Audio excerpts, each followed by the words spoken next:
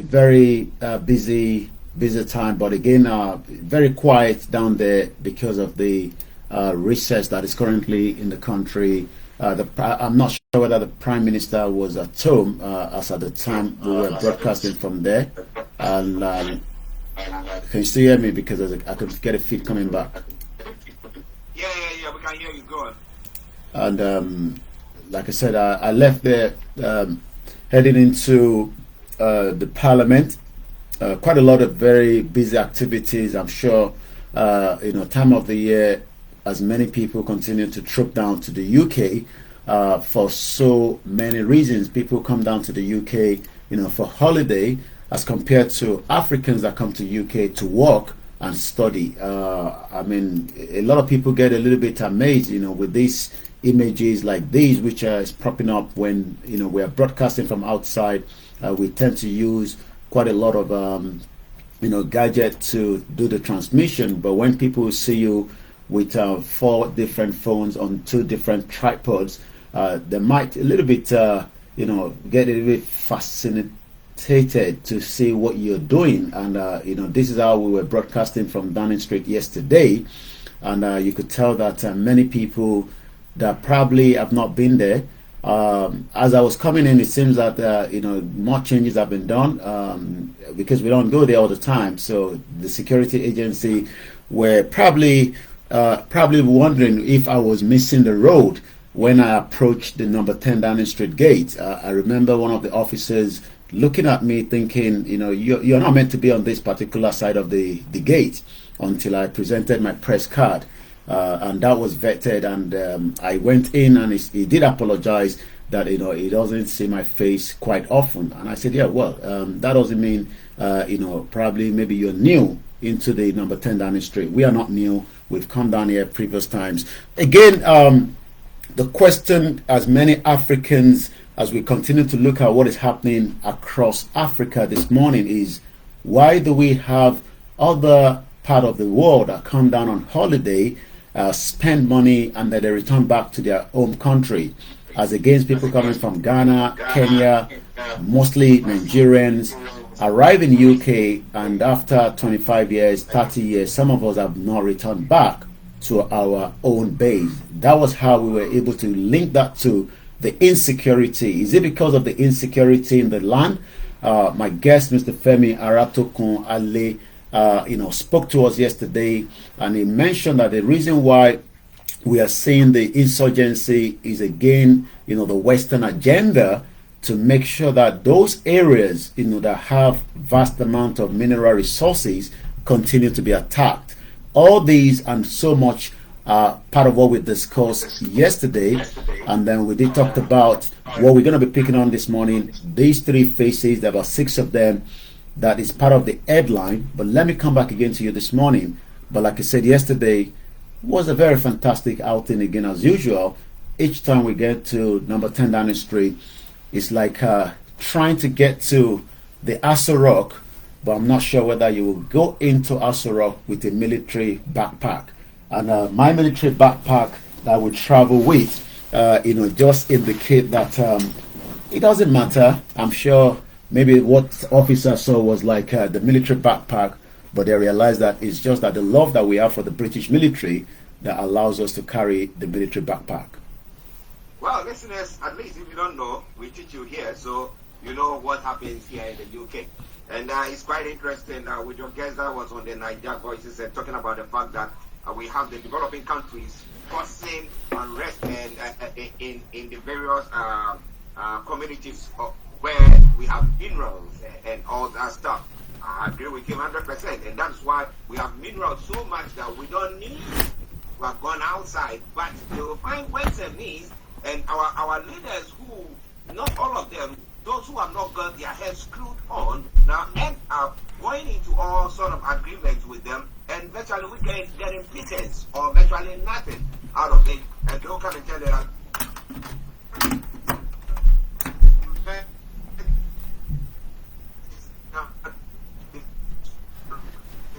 blah blah blah. And listeners, this is all coming away from Star Radio UK.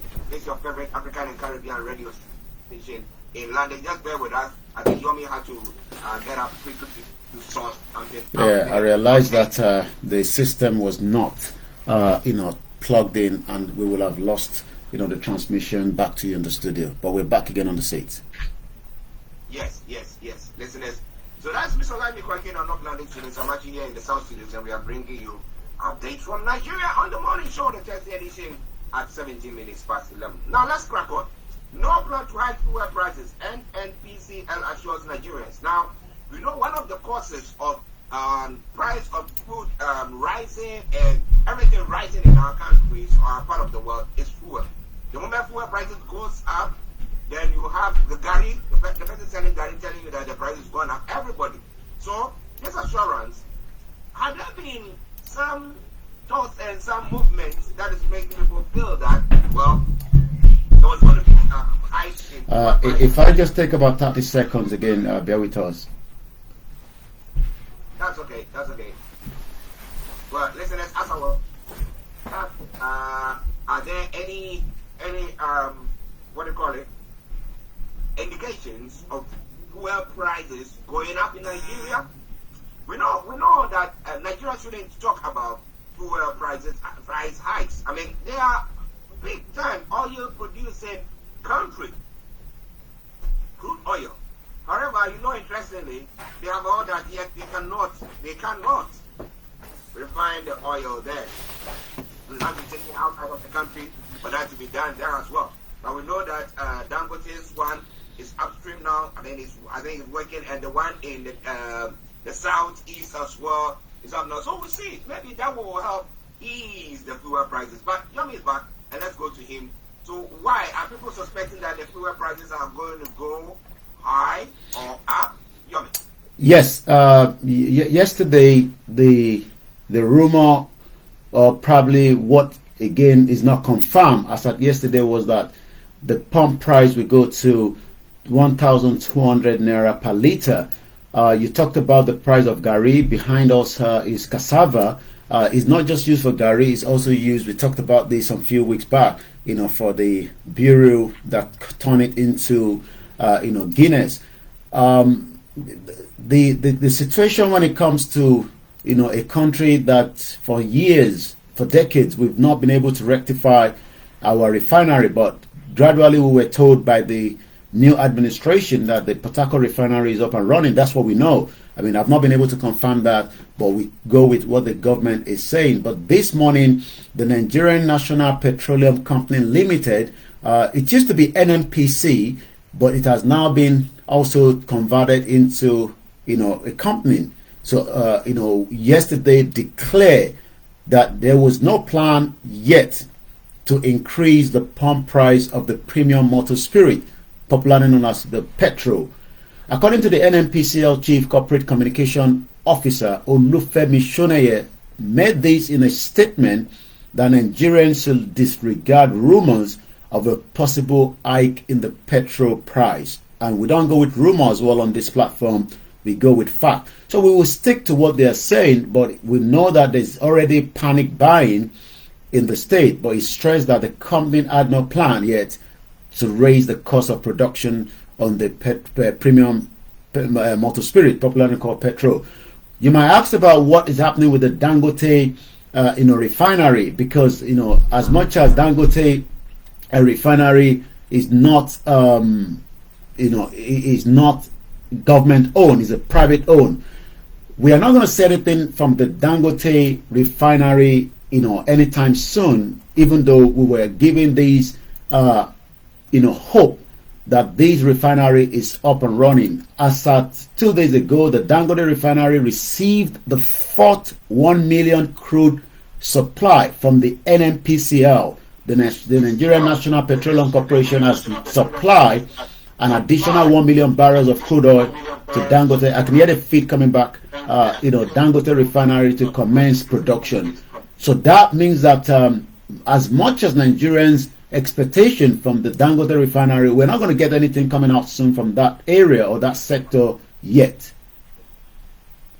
Okay, we're not going to get anything from there yet. How is the government assuring the citizens that, look, the prices are not going to go up? Is this government that determines how much the fuel prices should be?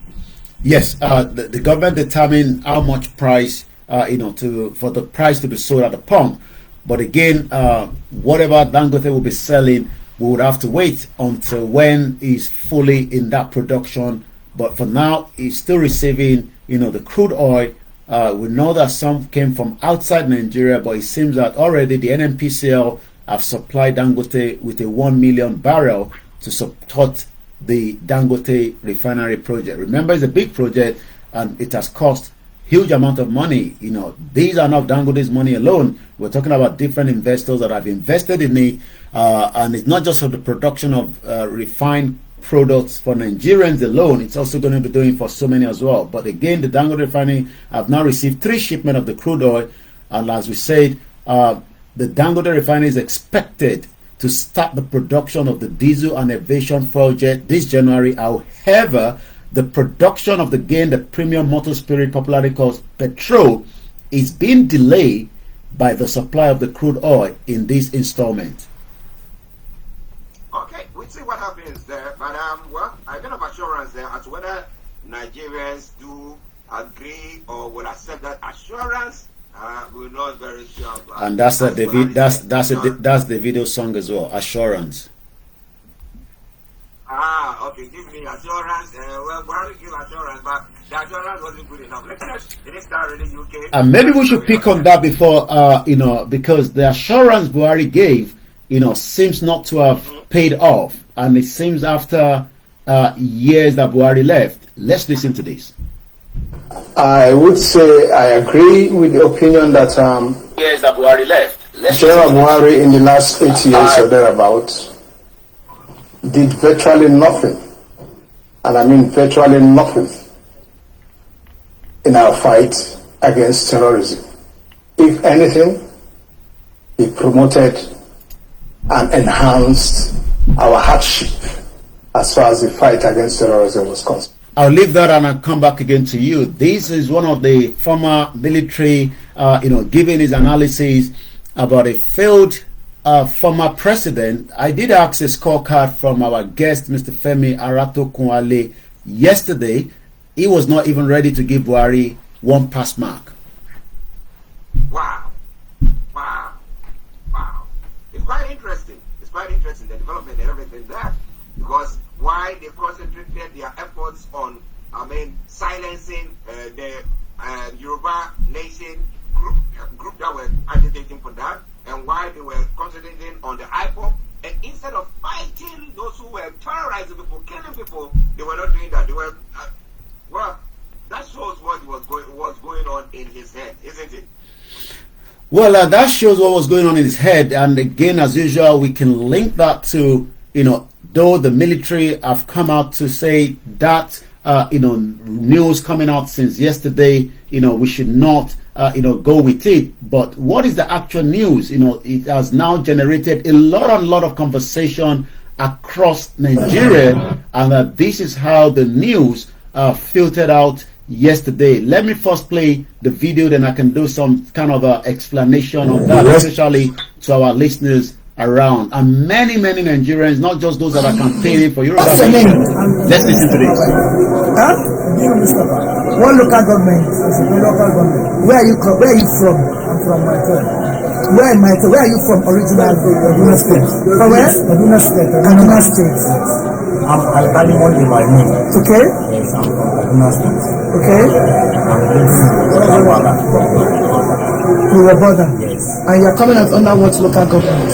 Lagos Island. Local government. Yes. Do you have a family house in Lagos Island? No. Okay. What's your name? Luka David. What? Luka David. Luka? David. Where are you from? From Kaduna State. Kaduna State. What local government are you coming out from? Also. Who gave you the indigenship certificate?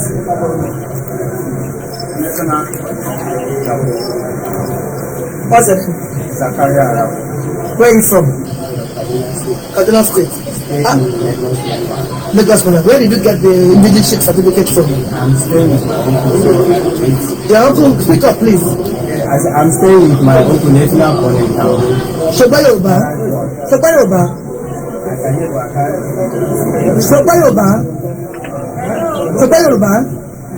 No, ma.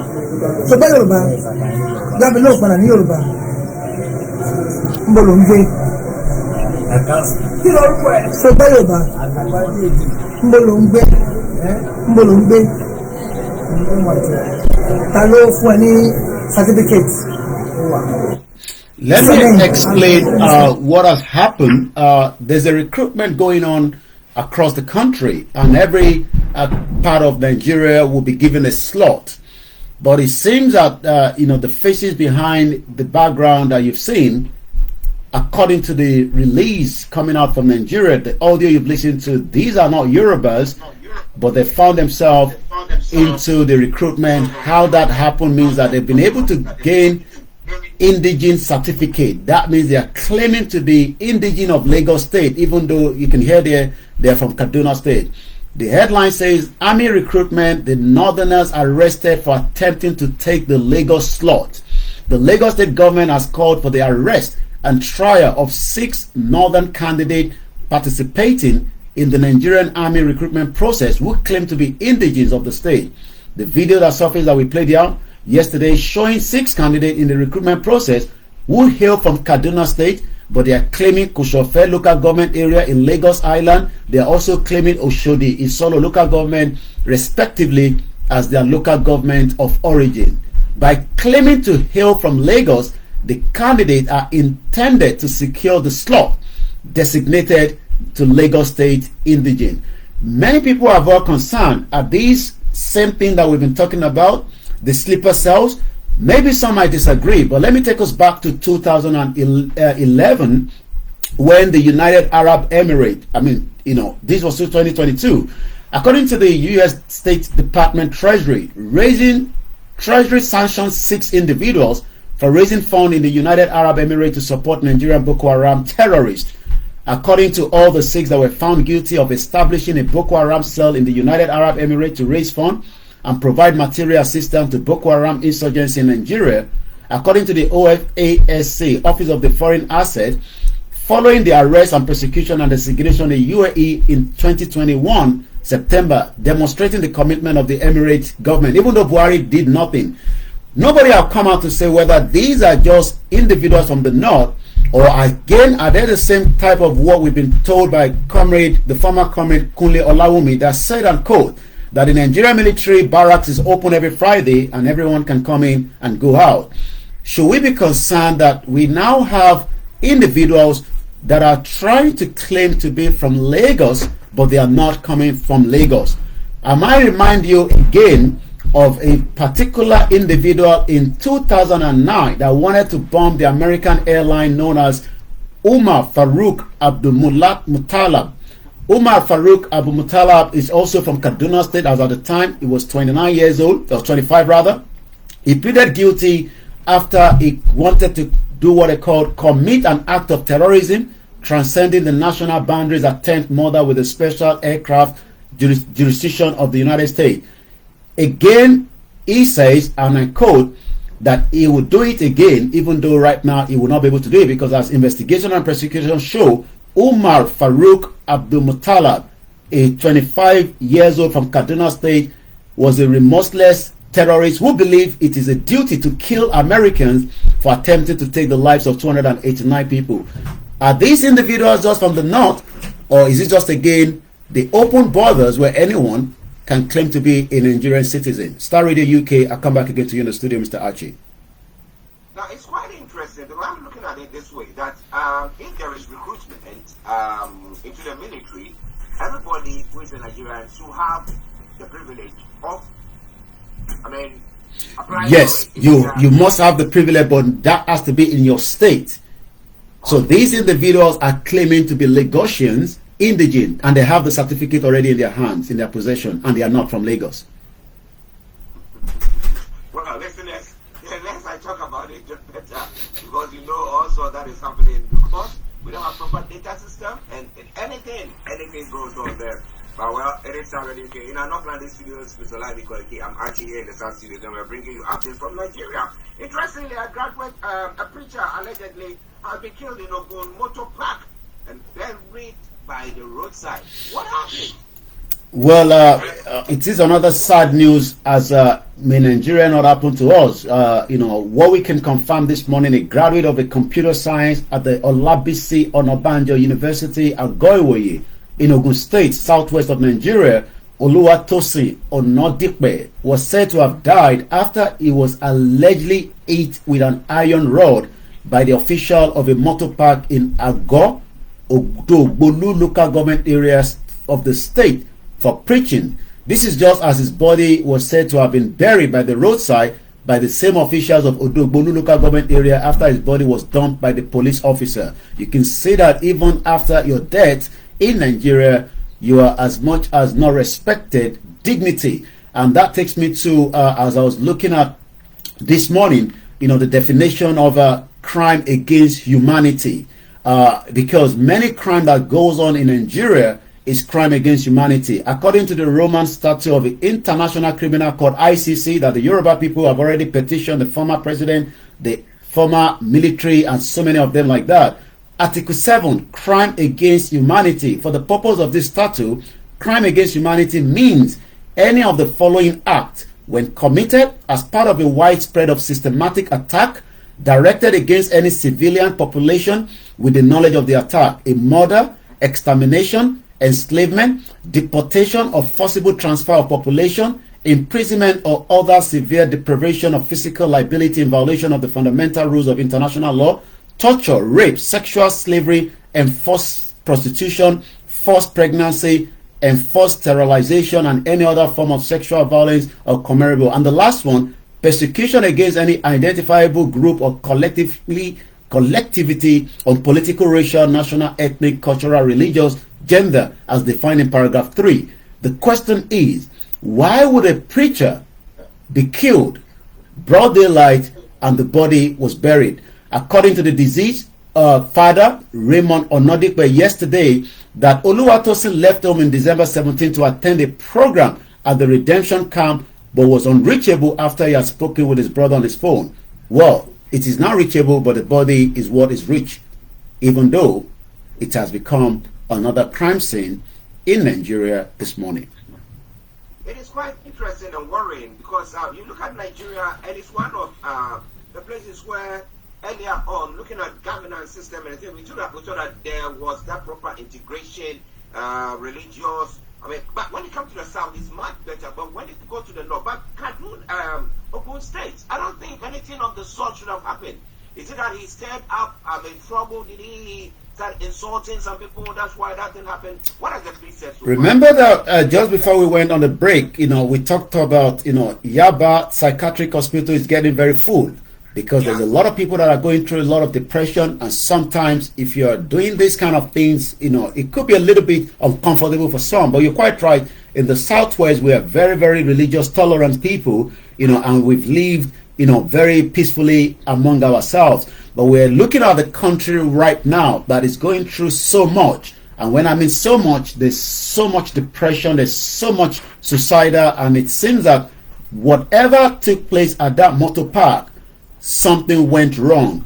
According to the Friday, December 22, the brother tried to ring the line again. The person who picked told us that they found the phone on the road and that the owner could come and pick it at Oderemo. I was then suspicious that Oderemo and I go at distance to each other. How come his phone got to Oderemo? The next morning at 6 a.m. they went down there, reported to the police station where an officer was assigned. So you can tell that something went wrong, but whatever went wrong shouldn't have happened. But it seems that in Nigeria, it is always one thing and one case after the other. By tomorrow, we'll be coming out again to talk about so many other things. How do we tackle all these menace? Do we say that the center is not holding? What is happening in Nigeria, and why are we witnessing, these horrible crime against humanity in a world that should not be? But it seems that the world itself is so busy with so many things happening around it. But again, they are too less concerned as many people that are losing their lives in Nigeria today. Well, listen, I said this is already okay. The Thursday edition of the morning show with me, Mr. OLAYOMI KOIKI in our North London studios. I'm actually here in the South studios, and I'll bring you updates from Nigeria. Let me touch on one other story, and then I'll let Yomi bring you the rest. Now, a Catholic bishop saying that most Nigerians are dreamers, not doers. Now, I talk about the enabling environment. So somebody is completed university and they want to go into a job, or they want to, let's say, entrepreneurship, okay? But they don't have that system doesn't work. So how do you tell them that they're just dreamers, not doers? What do you want them to do? That you want them to go robbing people? That's what is he expecting from them when the enabling environment has not been created by the government? Well, you're right. You know, according to the bishop of the Catholic Diocese of Oyo State, southwest of Nigeria, Most Reverend Emmanuel Badejo, has said that only New Year resolutions accompanied by prayers and determination can literally meet fulfillment end. I was looking at yesterday, if you have to start, you start from A and then end to Z. But it seems that in Nigeria, you can start from A and you might not leave A because of so many factors. Let's look at Amazon. Amazon pays the government as of 2022 a total of £781 million sterling in tax. They have a workforce of 75,000. They have about 100 warehouses across the country. Almost every household in UK at a week or in a month will receive a package. Many Nigerians will also love to have this time of opportunity, but when things are becoming very unbearable, we should have invested in the productivity, in the infrastructure that have been deficit for a very long time. According to this Catholic that was interviewed in Ibadan yesterday, resolutions are good or necessary for every human step in life, adding, but however, they need to be properly understood. A resolution is different from a wish, which is simply desire that does not imply action. As it is often said, if wishes were horses, even beggars will ride on one. A resolution is a plan, a roadmap to making a wish come true. If you fail to plan, then you will plan to fail. Many people have literally planned not to fail, but the country has failed many Nigerians for so many reasons across board. Well, the New Year resolution should not be a joke, as the undertakings of serious-minded people. The verses of the Bible even talk that Jesus Christ resoluted, turning his face towards Jerusalem, where he was to lay down his life. Luke 1:51, according to him. Quite interesting. It's quite interesting, isn't it? Our listeners, it's all coming away from Star Radio UK, and this from Nigeria, where he nailed it on he talked about the fact that the government is failing the people. And I'll talk about that. Enabling environment. So if somebody becomes the minister or the governor or whatever, and they go and negotiate and stuff, they need to know that the interest of the people is paramount to their own personal interest, and the one we're trying to invest. That's what we have to be doing. But do we have leaders like that? I'm not very sure about that. It's all coming away from Star Radio UK. The GEC says that, well, we are expecting that the agreement that we entered into with government will be implemented. They entered into it 2023. And I don't think implementation has happened yet.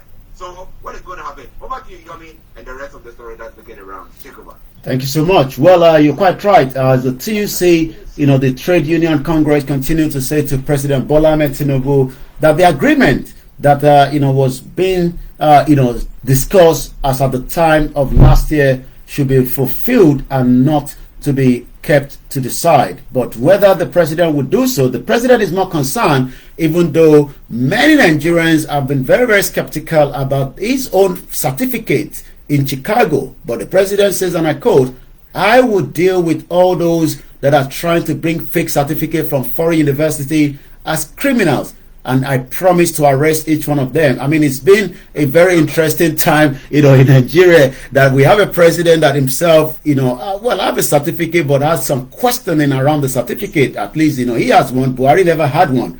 Let's go into that again. President Bola Tinubu's government has labeled Nigerians who obtain fake certificate from foreign institutions as criminals, vowing to flush them out of the system. According to the Minister of Education, Tai Mama, in an interview granted yesterday, disclosed this in the wake of so many investigations by some of the newspaper exposing how Benin Republic. I mean, Mr. Alcha, I don't know whether you can get a 4 days out of 4 years and become a graduate. That is exactly what has happened. I mean, people pay 600,000 naira and you could be graduate in less than 3 months from a university in Benin Republic. for a 4-year course. Well, Oh, wow. berating Nigerians that are parading fake certificate from foreign university, Mr. Mama said students who patronize foreign institutions to procure degrees are not victims, they are criminals. I have no sympathy for such people. Instead, they are part of the criminal chain that should be arrested. Well, it seems that that is not going taken easy by the current administration, even though many are asking the same question whether Tinubu certificate from Chicago should look into as well. Local rice prices have now increased to 73% in 12 months. This is coming from the Nigerian National Bureau of Statistics. Well, as we all do as well outside the country and in Nigeria, many people eat rice, but the cost of rice now is growing up. It's growing very, very fast in terms of the price. We are growing, but we are not growing enough to feed ourselves, and that means as many that wants to import, it is also classified as an illegal product. The increased high cost of production, transportation. Remember, I talked about Amazon. Transportation is very, very important. I've seen and we continue to see dilapidated roads, and that means that farmers will struggle to bring back as much. Someone also sent the discussion of what was happening on a particular radio program in Lagos this morning, talking about farming. As much of, let's pick on what was discussed during that conversation with the guest, and I'll be coming to you in the studio with what is happening on the social media in the next 2 minutes. We run 24 hours. The government don't need to even involve. Good. We have in Ogun State too, Atoleda with Danone. But how much of it has the governor or the government encouraging other people to emulate? You are just seeing a pattern of less than 0.1% of what they need intervention. Why don't we call a business summit whereby you bring all the Southwest governor, the minister, all political holders, traditional leaders. When you want to give title for people to come and become a shipper or tumba, tell them come and invest in agriculture. Ijebu is going to give us 1 million new plant, 1 million trees of oil palm. Bring people that have money. This is the template. Let them start growing. But as long as they are still doing those political talks, that we have started doing something like Fashola. I know Fashola very well. When I was in Odua, we grew 620 hectares of soya bean in Fashola. You know what happened? We could not harvest everything because there was only 2 combined harvesters in the whole of Southwest then. And we got one through AG Elementals. We went to Adelebode to bring I went to Minot to bring the 2. So when one of them became faulty. So you can see that the farmers are ready, the workers are there, the zeal is there, but the government is just not there. It is just the same talking show, and this has been the same thing since 1999, and we've not been able to feed ourselves, and we continue to live in denial. Rice, a staple food widely consumed in Nigeria, has been rising in the price despite its production locally. The commodity now sells between 55,000 naira and 60,000 for a 50 kg bag, depending on the area. This is coming from the National Bureau of Statistics. I go straight to the social media because of the time constraint. Once again, this is still the finest African and Caribbean radio station in London, being the 4th day of the month of January 2024. And let's see what is trending this morning on the social media space. Again, Wura _ Yoruba Nimi, hashtag Yoruba Nation Now. Simon Ekpa, the Prime Minister of the Biafra government in exile, has announced a recruitment exercise for the board responsible for the drafting the declaration of the Biafra independence in 2024. African Confidential at Bumi _ speaks. One thing I learned from a recent visit to Lagos is that in whatever you do, no grief for anybody. It is, if that is a good or bad toxic lesson, be of anyone can help out. Again, U.S. charged the Nigerian fintech businessman Dozie Mbosu, who tried to buy Sheffield United with fraud. What a very one again coming up there. And then take one or two more. Again, one of the most outspoken journalists in Nigeria is also very vocal on the social media space. Oseni Rufai name. If, according to the cable report, the tickets were resold by the staff of the National Rail Corporation, remember that the government said that it should be free, but it seems that somebody have taken advantage and started selling it off. When they ought to be free, then I challenge Mr. Lake's claim the 160,000 naira benefit from the free transport scheme. Can he account for the free ticket racketeering that happened, and how many people precisely benefited from the scheme with their names and phone numbers? It seems that even though the government was trying to say, let us have a free transport for people during the period of Christmas, but it seems some Nigerians have taken advantage to resell those tickets as well. And the last one coming again, federal government suspend degree from Uganda and Kenya and others, as we continue to talk. And Yoruba Nation now at Yoruba_now, words of wisdom from His Royal Majesty, the former Alaafin. I've listened to that this morning, and he was talking about the talking drum, that the Yoruba have the best talking drum. The drum can literally even talk during a wartime that says, Moja Mosa, Lafi Maki Konju. At some point, you could lay those weapons and retreat so that you don't get killed during the war. He also talked about the drum, talking to the king to wake them up in the morning and reminding them of their constitutional right against the citizens. Well, I'm not sure whether the politicians will love those kind of drums, because if they have it, they'll probably destroy, because it will be reminding them of the poverty that they've kept Nigerians in the last 24 years of democracy. I bet you they will say, we need to be modernized. We don't need to go back. So. They will not use those kind of drums. I don't think they need a drum that can remind them that people need a good road, people need good welfare. They'll probably not need so. Even Alaafin, I met him, before he died, and so many questions around Yoruba Nation that he told us, like I always say, some of such is not something we can discuss, but he did say that the Yoruba country will come soon, but how soon we don't know. Remember that he also told us that Buhari wanted to arrest Oloyegbowo right inside the palace, and he said to them that will never happen while he's alive. But right now, we don't say the king died, we say the king has transcended into another journey. Well, may he so rest in peace, and may our quest be fulfilled, and let's see what happens there. But a quick one from the rice. We know that they were importing some, bringing some from Benin. Has it been?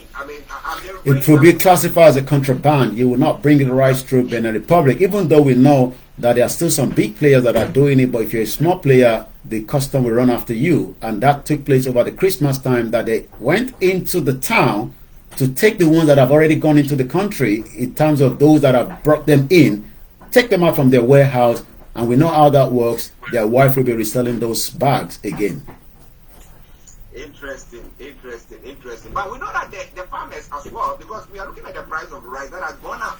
It's because there is no, supply and demand. There's no supply, because farmers are not going to their farms to get to grow their rice because of insecurity that's happening there. And government is not allowing people to import them from neighboring countries, which will bring the prices down, because if the market is flooded with the goods, the prices automatically drops. So what is Tinubu going to do about that? Well, like I said, many of us are well concerned already, even though the former governor of Ogun State, Oshoba, says we should give Tinubu more time, to work around many of the problems. The Senate president is saying the same thing.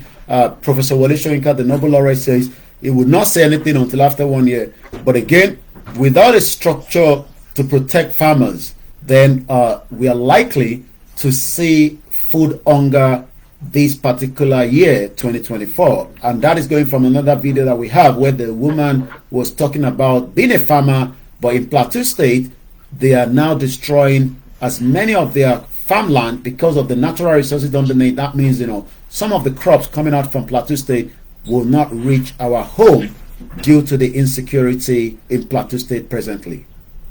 Well, we wish Tinubu the best, because this is not child play at all. You look at everything that is going on, you see that this is a tough work. But well, he said he's got a certificate, whether he got it genuinely or whatever, doesn't matter. The man is delivering, we'll mark him on that, not a certificate, have you?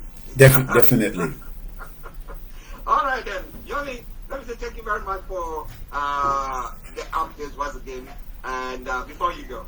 Well, make sure you stay tuned and follow us on the social media, and likewise remember to share and like and tell your friends that we are live every Wednesday and also Monday to Friday as we continue to give you all the update from Nigeria. Actually, we take over from me, and I'll be back again same time tomorrow at 11 o'clock. Bye for now. Bye. Well, listeners, that has been Mr. OLAYOMI KOIKI bringing you updates from Nigeria. It's now going 8 minutes to 12 time. At 12 o'clock, the lines will be open for you to add your voice to the discussions. Alpha. Remember. Oh. It is that so I can lost some pada. Then later on we come back out. So I've not had good 8 hours sleep. Nigeria. Fọ́nkàn mọ́ bàbá yẹn lórí. Ṣé kò sí human right kankan nílùú yẹn. Ẹ̀jẹ̀ tó ń ta sílẹ̀ Nigeria is just too much. But many Nigerians, probably just say to me, why am I worried? That's what they're saying. Koiki, you worry too much. I should a dead goat that talks like human being. I should have Daddy Fab. It's unbelievable. Tabasoro Nigeria láti sin títí dọ́là. The same thing like Mama saw. So kí ló dé táwọn yẹn wọ̀ fi ká kọ̀ sọ pé ó ti tó. Ìgbà ogun lẹ́fẹ̀ẹ́ kó sọ ká sọ pé ó ti tó. When ìgbà ogun gan. Mo kí wa ìṣẹ̀ṣẹ̀ làgbà. Ẹ kúṣẹ́. Ìgbà wo la fi sọ pé ó ti tó. Nígbà ogun ní ká sọ pé ó ti tó.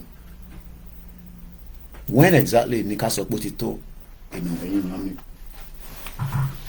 Nígbà wo ní ká sọ pé ó ti tó. Ẹ kí mo rí mọ̀ sí mi bí báyìí. Ẹ káàárọ̀, bàbá mi Kúnlé Ṣítà, ẹ káàárọ̀ sà. Bàbá Kẹ́hìndé Òsínì ẹ ṣé gan ni ẹ̀dẹ̀kú náwó ọjọ́. Mo ń wá àwọn tíìmù àtọ́lọ broadcast láàárọ̀ yìí pẹ̀lú àwọn tó ń protest or something like that. Where we're live. In fact, our backup channel, Koikimedia. I'm not sure I'm more following because I was very tired. I couldn't come up from my bed, but more confetti cotton solo. It might be there was an audio glitch, and I was trying to make sure that we have the audio back as quickly as possible.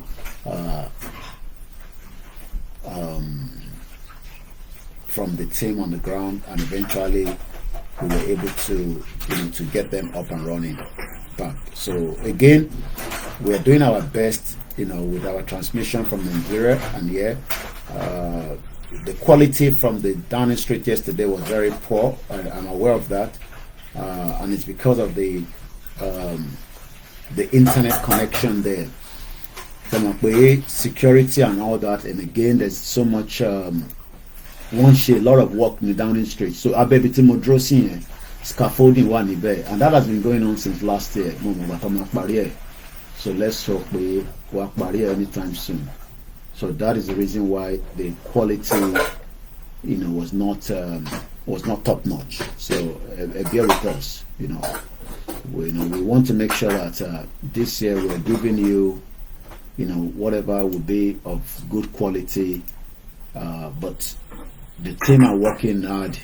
They are aware what is the bunker. So there's not going to be petrol increase anytime soon. The Naira closes at 1,035 according to the I&E window. So our own job is just again and again, like I said yesterday, will I do what I did 3 years ago going to Nigeria? I will do it when we are all prepared and ready. I don't see us ready fully. You guys can come downstairs now. Finish Star Radio. So I'm just on the Koikimedia. It is only the Star Radio. I don't want you to be disturbing too much. But you can come downstairs now if you want to. There's a lot of things that needs to be done. Yoruba Nation is not a joke. Mokek Mami Olubedu Ekarosa. Abekason. Salafialewe Mommy. Moki Princess Adebimba Wuni Ekaro Mommy. Our grandchildren call more when rest that after a trip we need to pada wole. gbogbo ẹni tẹ travel tẹ bá ti ń dẹ máa jẹ́ ká mọ̀ ká lè sọ pé àdúpẹ́. I mean, like somebody said yesterday, we shouldn't be scared of going home, but it's just that kò ń ṣe pé à ń bẹ̀rù láti lọ́lé. It's just that the cost of time tá a bá wà nílé yẹn ọ̀run wa ló máa ń gbé gbogbo ẹ̀ lé lórí. Kò dẹ́n ṣe pé àwọn náà lówó púpọ̀. I mean, most people that come to Nigeria will probably work with about roughly mo ti start ti backup channel bẹ́ẹ̀ káàrọ̀ ẹ̀gbọ́n mi ṣàlàfíà. Wọ́n ní wọ́n ní increase owó epo yẹn. Mo rí pé ẹ̀ ń ṣe program lé lórí lánàá nígbà tèmi náà wà nínú studio. But mo ti wo program yìí yẹn. So but mo rí pé ọ̀rọ̀ yẹn lè sọ lánàá náà. But ẹ mọ̀ pé lọ́ máa ń pa anyway, so I don't believe them. You know, the government lies too much. Irọ́ government ti pọ̀ jù. Àbọ̀rọ̀ mo yé nísìn government irọ́ ẹ̀ ti pọ̀ jù, you know. So government máa ń parọ́ gan. Government máa sọ fún yín mo kí elegant TD. So government máa ń parọ́, you know, government. Ṣé mo charge fún ẹ lánàá mo rẹ̀ pé mo charge ẹ̀ nù. You know, so let me see. Tapioca. Okay. So, you know, at the end of the day, Mokime is good. Ẹ bá wa subscribe and bẹ̀ yín ẹjọ́ lórí backup channel wa. We need 1,000 people there. So far, at 13,800. Mokim Baba Bamidele. Màá tún ṣe phone line yẹn bá ṣe ṣe lánàá. Ẹ̀wọ̀n pa wá ti inú ilé náà mo wà, so tó bá ti rẹ̀ mí màá lọ smash sùn náà. I just love when we are with you all, you know, because I mean, tábà níyàn kan tó wà live láàrin gbogbo our media, you know, I'm sure some of you will go and watch other platforms as well. Mo dúpẹ́ pé àwọn ti other side, ẹ ṣáà ti mọ̀ àwọn ti other side. Èmi mọ̀ pé lọ́lọ́ ń pa ẹ̀gbọ́n mi ìgbẹ̀dù lọ́lọ́ ń pa ẹ̀mọ́ ìdáhùn ọdún. A dúpẹ́ pé they are coming to their sense. Country lóòótọ́ ohun gbogbo wa pé ká gba country yẹn nísinsìnyí. Ẹ jẹ́ n connect Michael. Mo máa kẹ́yìn tẹ́wà lórí Mixella. Mo dúpẹ́ lọ́wọ́ àṣà àti ṣe sísítà mi. Mo dúpẹ́ lọ́wọ́ yín gan. Fún ẹ mọ̀ pé gbogbo wa la ní different area tá a fi ń ṣiṣẹ́ lórí ọ̀rọ̀ ìrìn àjò yìí. City boy káàbọ̀ sórí ètò. Gbogbo wa la ní bá ṣe ń ṣiṣẹ́. So Mr. Shamside mo kí yín. Bàbá wa Okunawa mo kí yín. À ń kí yín because we recognize that you're there. So tàbá kí yín ẹ má fi ṣèbínú. Akọ̀fẹ́ ẹ̀kẹ́ mọ̀ pé a rí yín. Mo dúpẹ́ lọ́wọ́ àṣà àti ṣe. Mo gbọ́ fídíò wọn láàárọ̀ yìí. Mo ti gbọ́ tẹ́ gbọ́ mi gbẹ̀dù bọ̀ máa gbọ́. Ẹ mọ̀ pa ti ń sọ fáwọn èèyàn wa. Mo kọ́ fẹ́ kákọ̀ clear ẹ̀ lórí bíbá. Ẹ jẹ́ lọ mú fídíò yẹn jáde ká kọ́kọ́ gbọ́ yẹn. Ṣé rí Yorùbá Nation kò ń ṣe child's play. It's a movement and it might take some time. Nígbà tí ó jẹ́ pé process ni. Lóòótọ́ bá ṣe bẹ̀rẹ̀ pé kó ṣẹlẹ̀ níjọ́ kejì, but many of you have even accused us pé irọ́ la pa fún yín. Mo ṣe rí yàn kan tó send message kan nínú live mi ní ìgbà tí mo wà ní Downing Street. Ó ní mo ní viewers mo ní at least ìyẹn ló ń jẹ́ pé yàn ṣiṣẹ́, because ní viewers yẹn ẹ̀yin understand pé it has nothing to do with the movement. It has to do with àwọn platform tó ní platform tá à ń lò yẹn. So whether we have 10,000 people watching us or not, consistent no matter. Àwọn kan ti fall out. Then irú àwa kan wọ́n ti shadow band wa. Tẹ́ bá mọ̀ mímí shadow band, ẹ lọ check it. You know, I've said it so many times because àwa ta ní tower advocate by. They don't want my message to go out every day. So I'm going to reduce it, you know. Organic platform kan tí mo ṣe ní nísìn tó yẹ pé mo ń monitor bó ṣe ń grow òun ni TikTok. TikTok as I speak to you right now is the organic. Ẹni tó ní TikTok or ló ní Facebook. So ẹni tó bá smart tẹ́ bá wo TikTok yẹn nísìn, I think we have about 100,000 likes, 16,000 followers. Ó dẹ̀ ń grow every day. And I'm not following anybody and I refuse to follow anybody because I just want to be like that. Tẹ́ bá lọ wo Meta, Facebook ló ń pè ní Meta. Ṣé mọ̀ pé òun ló ní WhatsApp? Gbogbo communication wa, even though wọ́n sọ fún wa pé wà encrypted, that is what we are told indirectly. Wọ́n ló wà encrypted, but irọ́ ló ń pa because ẹni tó ní Facebook náà ló ní WhatsApp, ló ní Instagram, so automatically ó lè rí conversation gbogbo tí à ń ṣe lẹ́yìn because àwọn ní access sí. so irú àwọn táwa náà polongo Yorùbá nation Pastor Mo Mokiyima Ekaro, you know, wọ́n máa make sure pé because kò ń ṣe politician Nigeria là ń bá fa wàhálà àgbáyé. Ó ti tọ́jọ́ mẹ́ta tí mo ti sọ fún mi kí ó ti tọ́jọ́ mẹ́ta tí mo ti ṣó yín ní map mi ìyàwó mi fún mi mo máa rà mí gan sef, you know, mo kàn like ẹni the world gangan là ń dì pẹ̀lú and ṣé ẹni tó ń ṣe shipping line wọ Nigeria, do you know that that's a big sector, owó burúkú wà níbẹ̀, the shipping line. Where is Mr. Bode Thomas Heritage? Mr. Heritage is still with us. We met together on a Sunday, Lodo Alaja, Irat. He's been busy with other things, you know, and he hasn't have enough time to do programs. But he's still a full Yoruba, you know, campaigner. So Mr. Heritage is still on board. But I guess he's very, very busy. We met àwọn lọ́wọ́ cover Yoruba Day ìmọ̀ àti gbẹ̀dúwà ń bẹ̀ àti Alajara àti Dr. Zabi. You know, I'm sure some of you have seen the pictures anyway. So yeah, Heritage is still with us. But ìdí táwa kan ṣe wà consistently, I mean, tá ṣe ń ṣe most of the time is because àwa ní spare time, and again is the nature of what I do. You know, media in anyone, so ó rọrùn fẹ́mi ká má sọ nǹkan mi ká má sọ̀rọ̀ yìí ó dẹ̀ wà star mi ni èmi mọ̀ because mo mọ Gemini mo mọ star mi, so ẹ tó bá dẹ̀ mọ star ẹ̀ wàá mọ̀ pé ìràwẹ̀ nǹkan báyìí ló ní kó lè ṣe nǹkan báyìí ní ò lè ṣe, so èmi mọ star tèmi pé it has to do with communication, so ó flow ni, you know, mo kẹ́ easy dollar, so kò ní ṣe ní tí máa ṣe lọ́wọ́ àdáradá, but ẹ jẹ́ ká gbọ́ area tí sísítà wa fi gbé ọ̀rọ̀ jáde láàárọ̀ yìí, mo rí lórí page wọn, ìyẹn àṣà àti ṣe ilẹ̀ Yorùbá. A ti sọ fún nǹkan tẹ́lẹ̀ pé it's a waste of time kẹ́ feel pé àmọ́ tá à ń ṣe àbí bàbá Kítóyè mọ́ tó ń ṣe, you know, and all these you know, talk ẹ̀mọ̀ fún àwọn kan máa ní bàbá Kítóyè àti Ìgbòho I mean yeah lọ́kàn yín ó lè wà too slow, ó lè dàbí kó ti pẹ́, but Nàìjíríà ta fi kúrò náà yìí, Nigeria not exist for some time. You know, Yoruba Nation of the years is like 24 years of a journey for another country.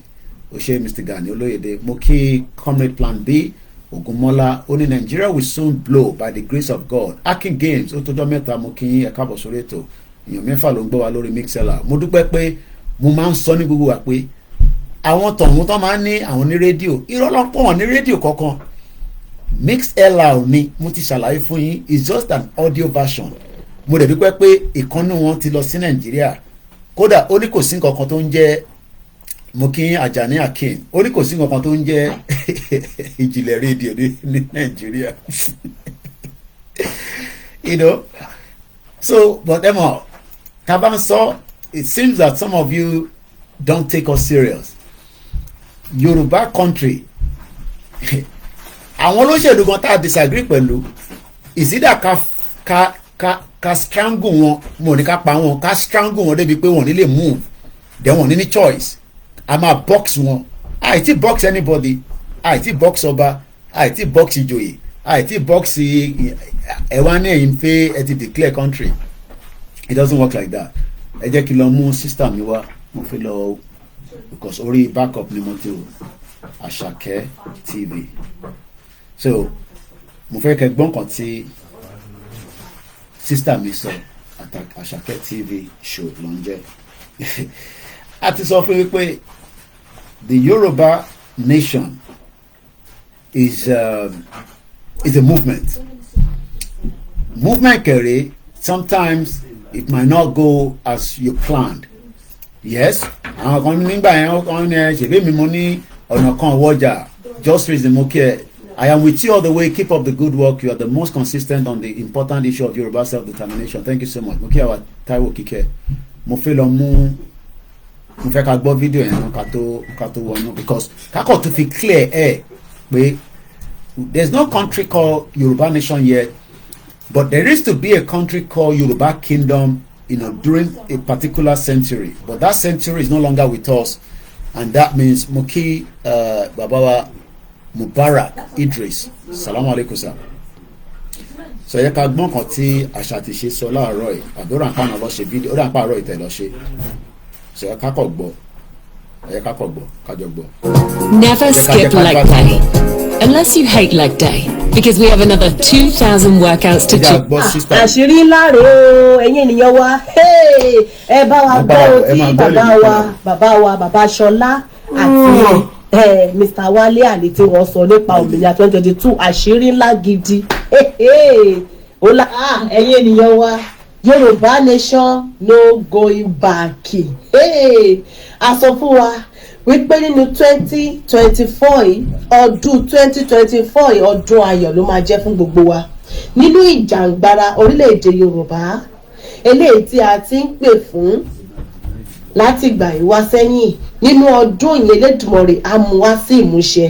Ẹ wò ẹ bá gbọ́ àlàyé lẹ́kùnrẹ́rẹ́ àwọn àlàyé tí bàbá wa yìí ṣe ẹ bá wa gbọ́. Ní gbogbo bí a ti ń jìjàǹgbara fún orílẹ̀-èdè Yorùbá yìí àwọn adarí eléyìí tí àwọn èèyàn mọ̀ náà ni àwọn bàbá wa Professor Banji Akíntóyè, bàbá wa Ìgbòho Òòṣà, àwọn tí àwọn èèyàn mọ̀ ní gẹ́gẹ́ bí adarí àtàwọn àgbààgbà kọ̀ọ̀kan. Ẹ̀gbọ́n nǹkan tí bàbá wa yìí sọ wọ́n ní ìpínlẹ̀ 4 ni àwọn lọ, ìpínlẹ̀ mélòó ló wà ní ilẹ̀ Yorùbá, gbogbo ibi táwọn dẹ̀dẹ̀ wọ́n ní kò síbi táwọn ti gbọ́ orúkọ Black Lion tàbí àwọn gbọ́ ìjìnlẹ̀ tàbí ìyá Mua. Wọ́n lórúkọ bàbá Professor Banji Akíntóyè, bàbá Ìgbòho ṣàlàyé gbọ́. Wọ́n ní kò sí ibi kan táwọn ti gbọ́ wípé rédíò station kan máa ń jẹ́ ìjìnlẹ̀ mídíà o. Ẹ rò bí a ṣe ń sọ̀rọ̀ lọ́wọ́lọ́wọ́ yìí gbogbo àwọn ọmọlẹ́yìn ọmọ onítìrí gbogbo ni wọ́n ti jápa. Bàbá Wálé Wálé wọ́n láwọn ò ṣe òmìnira mọ́, àwọn òmìnira wọ́n náà wọ́n ti rí wípé adélé eléyìí tí wọ́n sọ wípé ó ń bọ̀ wọ́n ní irọ́ ni ṣèbí àti sọ náà tẹ́lẹ̀ lọ tó kọjá wípé kò sí kan tó já adélé. Ìwọ ni Queen Bee ni o, wọ́n ti gbá Queen Bee yọ kúrò nínú gúrúùpù wọn. Kí ló sì fà á ìdí tí wọ́n fi gbá Queen Bee yọ? Ẹ máa gbọ́ àlàyé lẹ́nu bàbá wa tí wọ́n ń sọ̀rọ̀ yìí. Bàbá yìí sọ ọ̀rọ̀ gan wípé a sọ a ní òmìnira tó lè títẹ̀ lọ wà yìí ẹ̀kọ́ fi ń wọ́n ní bí pàtàkì pé àwọn kan fi ń dá àkókò dúró ni àwọn nǹkan tó yẹ ká ṣe ẹ̀yin wá ń lò ó láti fi pín ìrìn àjò yìí sí méjì ó ṣẹ̀ wá ń yé wọn ni kí ṣogun wọn náà ló yé á túbọ̀ máa gbàdúrà pé àwọn tó ṣì kú o tó tí ì yé Ọlọ́run á jẹ́ kó túbọ̀ yé wọn pàápàá jùlọ bí a ṣe bọ́ sínú ọdún tuntun yìí. Mo tẹ̀ wá fi àkókò mo fi rọ gbogbo àwọn àjìjàgbara wípé nínú ọdún tuntun yìí ká fi ìmọ̀ ṣọ̀kan ká ní ìfẹ́ ká bá lè débi tá à ń lọ torí pé ọdún yìí Ọlọ́run á fi àṣẹ sí orílẹ̀-èdè Yorùbá wá sí ìmúṣẹ. Bàbá wa tí wọ́n sọ̀rọ̀ yìí wọ́n ṣe púpọ̀ àlàyé wípé òmìnira táwọn wà láti ọjọ́ yìí àwọn fi wéèsì gbogbo àkókò àwọn ni. Ẹ̀yin ènìyàn wa ẹ máa bá wa wá nǹkan fìdílé nǹkan. Bàbá tí wọ́n sọ̀rọ̀ yìí wọ́n máa ṣàlàyé bí gbogbo ẹ̀ bó ṣe jẹ́ nínú òmìnira. Wọ́n ti fọ́gbà yangan o òmìnira 2022 wọ́n ti fọ́gbà yangan wọ́n ti dàrú fúnra wọn wọ́n ní ìwọ tó o bá ti lè tẹ̀lé nǹkan tí wọ́n sọ wípé ìwọ kàn mú àmọ̀ràn kan wá wọ́n ní wọn ò ní gbà wọ́n náà máa yọ ẹ́ dànù ni àkàìmọye àwọn èèyàn tí wọ́n ti yọ dànù. Bàbá ìròyìn bá àwọn ti náwó àwọn ti nọ́ra wọ́n ní Nàìjíríà wọ́n ní kò sí nǹkan tó ń pè ní mua wọ́n ní àwọn táwọn náwó fún àwọn ẹlẹ́rí tí wọ́n rìn kiri tó sọ pé àwọn ń ṣe òmìnira tó jẹ́ ojú nínú Nàìjíríà yẹn. Bàbá tí wọ́n sọ̀rọ̀ yìí wọ́n làwọn ná owó ẹ̀ bóyá àwọn ń sẹ́ǹdì owó fún àwọn èèyàn òun ló kò jẹ́ pé àwọn kan fi kóra wọn jọ tí wọ́n láwọn ń ṣe rálì kiri bíi 5 àbí 7 tí wọ́n rìn kiri wọ́n ní àwọn wọ̀nyí àwọn làwọn ná owó ara àwọn fún wọn.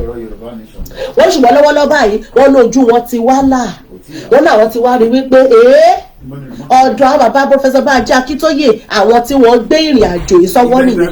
Bàbá yìí sọ débi wípé kò síbi tó o bá dé ní Nàìjíríà ní ilẹ̀ Yorùbá ṣáàtì pé orúkọ Ìgbòho Òòṣà o nílò láti béèrè wípé kí ni wọ́n ń ṣe wọ́n sọ fún pé Yorùbá nation ni wọ́n ṣùgbọ́n Mua ìyá onítìrí wọ́n ní ọ̀tẹ̀ ẹ̀gbọ́n kan tó jọ a sọ fún wọn náà tẹ́lẹ̀ wípé àwọn bàbá méjèèjì yìí bàbá tí wọ́n sọ̀rọ̀ yìí mo rọ̀ yín mo bẹ̀ yín ẹ̀yin àti bàbá Wálé Àlè tó ní bá a ṣe ń sọ̀rọ̀ lọ́wọ́lọ́wọ́ yìí bàbá Wálé Àlè àwọn náà ti jápa wọ́n láwọn ò ṣe òmìnira 2022 ẹ máa gbọ́ ohùn lẹ́nu wọn náà ṣùgbọ́n jẹ́ kí bàbá wa tí wọ́n ń sọ̀rọ̀ yìí jẹ́ kí a fi ohùn sí kí a gbé ohùn wọn sókè kẹ́ bá wa gbọ́ àlàyé lẹ́kùnrẹ́rẹ́ bí ọ̀rọ̀ náà ṣe jẹ́ látẹnu wọn bàbá wa ẹ bá wa ṣàlàyé báwo ni ìrìn àjò òmìnira 2022 o báwo ló ṣe jẹ́ ẹ bá wa gbọ́ lẹ́nu wọn. so èmi ò ní ṣe ẹgbẹ́ ṣùgbọ́n ọmọ Yorùbá àtàtà ni mí and I belong to Yorùbá nation day and night. ẹni bá dé ní ìfẹ́ room mi ROHC flag tí mo rí mọ́bẹ̀ ni àwọn tó bá dẹ̀ wá máa ń fún wọn mo sì ní more than 50 flag more than almost 200 flag ní 160 something mo ní jẹ́ pé mo fi ń tọrọ fáwọn èèyàn láti encourage wọn Ọlọ́run ni ọ̀gá tèmi àtàwọn. Using Remitly, I sent money to my parents back home because a once-in-a-decade vacation deserves all the upgrades.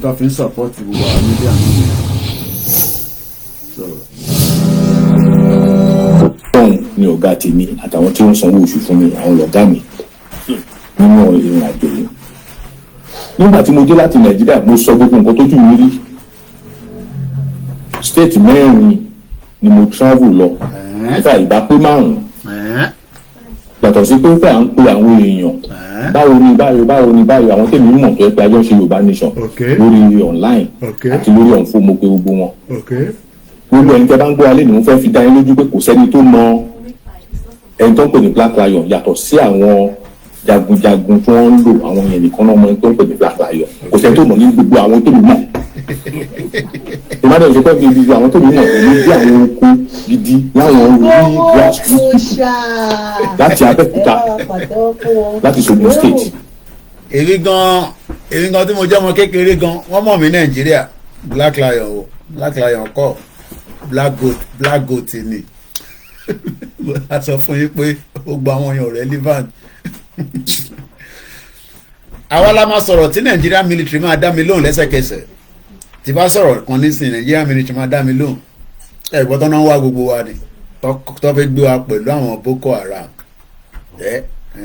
à ń sọ fún yín ẹ jókòó ti àwọn kìíní waste time ara yín ìyá tó wà ní òkùnkùn tó ń pèsè fún yín ìyá tó wà ní òkùnkùn tó ń pèsè fún yín gbóhùn sókè sísá mi gbádùn yín.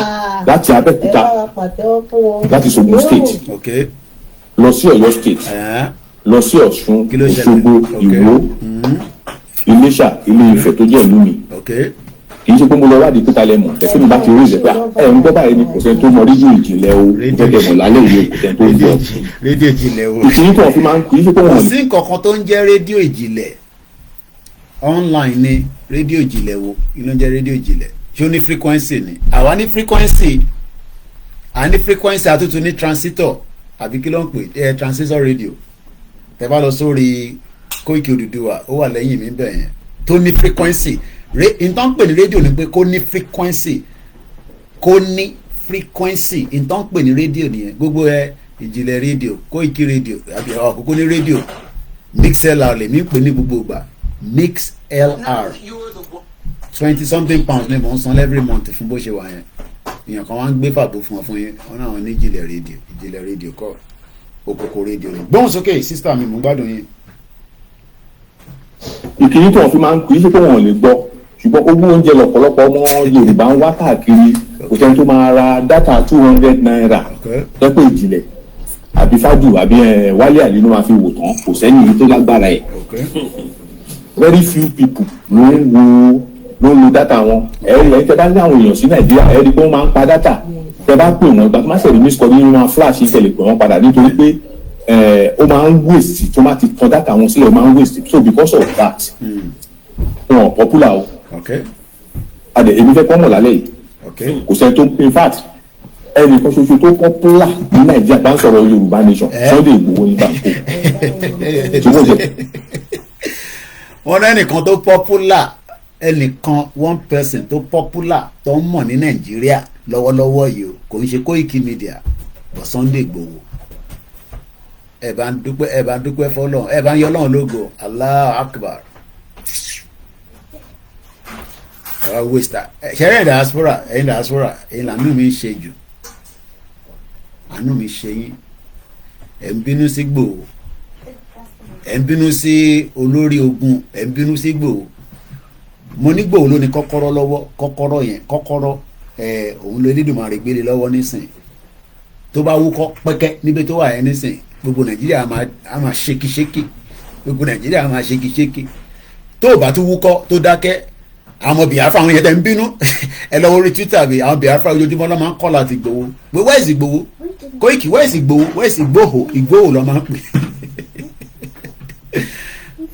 ṣé bàbá mi adé fọrí àwọn ọmọ Biafra àwọn yẹn mọ̀ pé wọ́n need action àwọn yẹn need action wọ́n dẹ̀ mọ̀ pé Ìgbòho ló la action lọ́wọ́ mo dẹ̀ mọ̀ àwọn Biafra yẹn tẹ̀ mẹ́tọ́ ń pè ní Dúpọ̀ Onítìrì àbí Dúpọ̀ Jábájábá àbí mú àbí kílẹ̀ sí mo dẹ̀ wọ́n àwọn yẹn tẹ̀ gbọ́ rí wọ́n tẹ̀ mo dẹ̀ mọ́ tẹ̀ ẹ lọ sórí Twitter mi kẹ lọ wo ibi táwọn bá ṣe dé ojoojúmọ́ ló máa ń táàgì mi ojoojúmọ́ bẹ́ẹ̀ làwọn ọmọ Yorùbá náà á táàgì mi pé kí ni mo ṣe pẹ̀lú àwọn Biafra orí yóò pé Fúlàní lọ́kọ́ sínú àmì yín ní sẹ́ẹ̀rí kankan fi ṣe ẹ̀rí kankan fi ṣe pẹ̀lú àwọn Fúlàní tó wà nínú àmì yín tó ń nà yín lẹ́gbàá irú àwọn yẹn bá wọṣọ àmì ẹ̀yìn májì kúrò àwọn boys yẹn nísìn yẹ Ìgbòho sì wà ní Germany mo lè fẹ́ kó wà tẹ́lẹ̀ ó wà pẹ̀lú àwọn family ẹ̀ àlẹ́ nídẹ̀ kóun wà níbẹ̀ káà máa bá ṣẹ́ wa lọ ó wà pẹ̀lú family wọn ẹ̀yà rí pé mi yà ń báṣẹ lọ ó ti tán kó jókòó sí Germany bọ̀ tó bá wúkọ́ ní Germany tó ní kí n báwọn jẹ́ kíkọ́ yẹn kó jáde as a spokesman ẹ̀ gbogbo Nàìjíríà ètùtù máa mú yín ni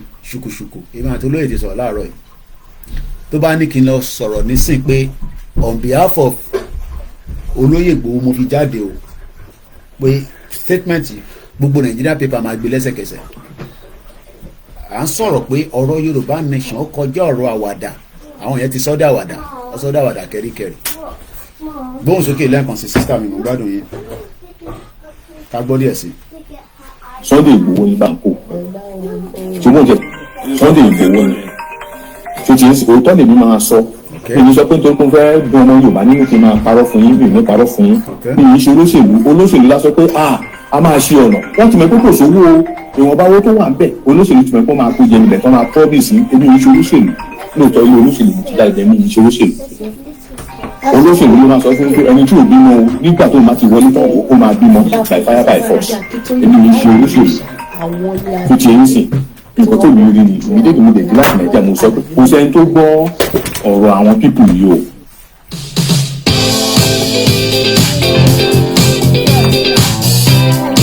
ẹni tó gbọ́ ọ̀rọ̀ àwọn people yìí o I need more grassroots campaigning.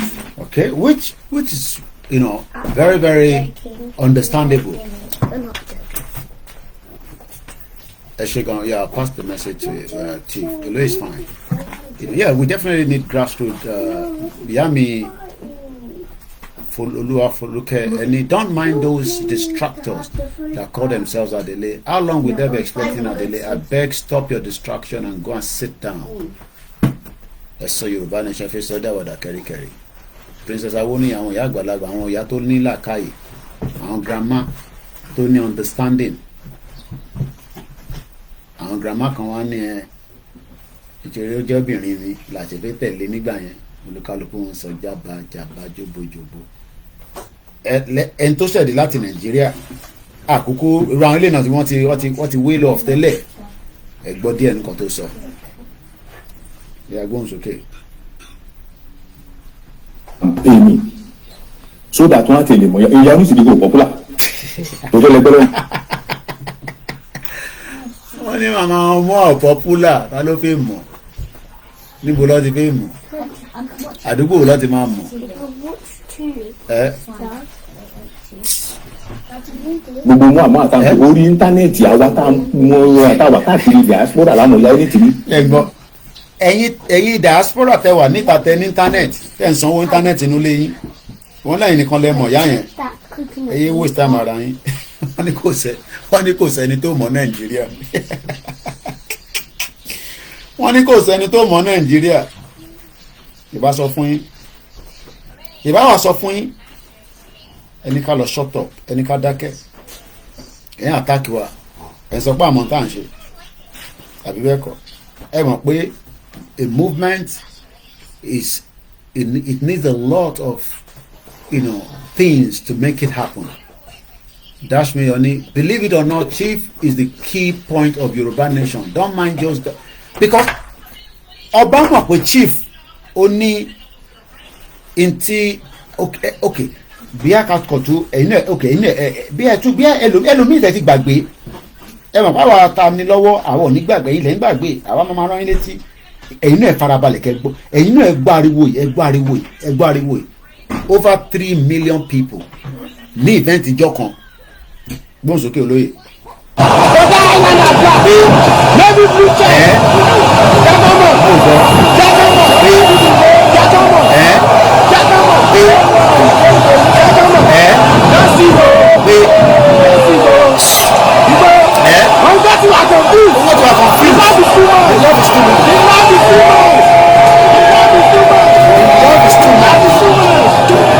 ìlàbí súnmọ́ jákàmọ̀ jákàmọ̀ ọ̀gá ìlànà àgbà lẹ́bí fúnṣẹ́ jákàmọ̀ jákàmọ̀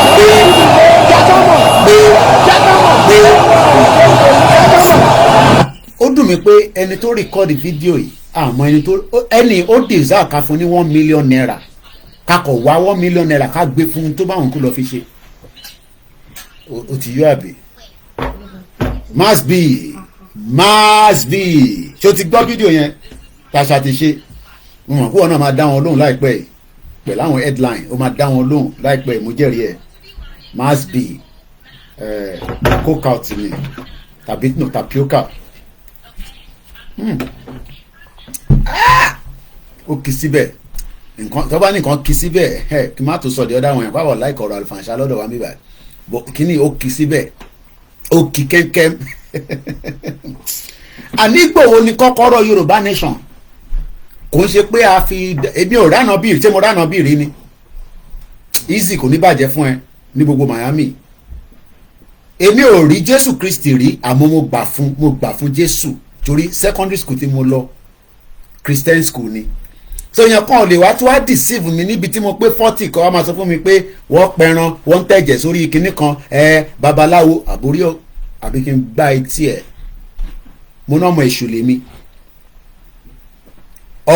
lèmi wò Quran mi lélẹ̀ Bible mi wà lókè ìyàwó mi bá ń tọ́jú ẹ̀ ìyẹn wà ní yàrá lókè máa fi rọrí ni Quran mi lélẹ̀ níbi tí ilé ayé dé nísìn kíyàn kan ṣe máa sọ fún mi pé àní Jésù tèmi ànábì tèmi òun ni olóyè Ìgbòho torí èmi ò bá Jésù pàdé èmi ò rẹ̀ ránà bí ìbọn mo gbà fún àwọn méjèèjì ó lè sọ kọ́kọ́ fún mi school start result mi mo ṣe Christian religious knowledge ó lè wá máa pàtàn Christian fẹ́mi Muslim dẹ̀ ní mi I was born as a Muslim ní traces line tèmi as well bí ṣe gbọ́ ìtàn bàbá ilé bàbá ìyá bàbá mi white garment church ni ó lè parọ́ kankan fún mi níbi tí láyé dé nísìn ayé kí yàn kan fúlẹ̀ ọ̀rọ̀ ẹ̀sìn kan ni mo gbé dání òun láti jẹun nísìn wọ́n fún oúnjẹ bọ́ mi pa mo ti jẹun láàárọ̀ mo ti mu mílò omi ẹ̀ tó ń ta mílò àti fresh milk èmi ò rí ẹnì kankan náà àwọn yẹn rí bọ̀ mo gbà fún wọn bọ̀ pé olóyè yẹn òun ni òòṣà tiwa ní tó bá wùn ní kẹ́pẹ́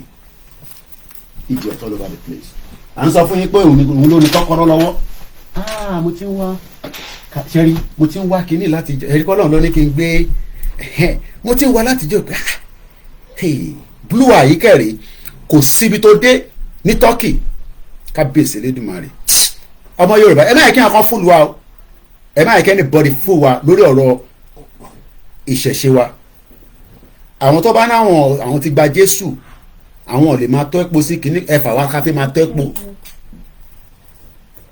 mò ń kọ́nsọ́ọ̀tì babaláwo mò ń kọ́nsọ́ọ̀tì onífá mò ń kọ́nsọ́ọ̀tì kìrìsìtẹ́nì mò ń kọ́nsọ́ọ̀tì àfà mẹ́tẹ̀ẹ̀ta làwa ń lò èèyàn ká wá parọ́ fèmí níbi at 40+ níbi tí láyé dé nísìnyí èèyàn ká wá máa fúlè mi màmá mi gan fúlù mi ó rán mi lọ sí secondary school Abẹ́òkúta grammar school Christian school kò ṣe rán mi lọ sí Ahmadiyya Muslim school kó ní kí n lọ kọ́ kéwú Ọlọ́run tẹ̀ ló yọrú àwa táàbà ti máa di tẹ̀blík ẹ̀ mọ̀ tán pè ní tẹ̀blík àwọn yẹn burú bí ṣẹpọ̀ náà wọ́n máa ń wá sí phase 2 níjọ́ náà lọ́n ṣòkòtò wọn báyìí lẹ́búlábú ní báyìí tọ́ba preach fún ẹ tó bá ti fall in òun bá àwọn ìrìn àjò lọ nìyẹn 10 years ó lè má padà wá sílé mọ́ irú àwa wà very very lucky ni grandma mi ló pè mí pé ẹ̀sìn táwọn yẹn ṣe tí wọ́n yẹn ó fẹ́ le díẹ̀ o tó bá jẹ́ pé òní máa fẹ́ kírun mọ́ kó kúkú má kírun mọ́ má lọ sí mọ́ṣáláṣí yẹn mọ́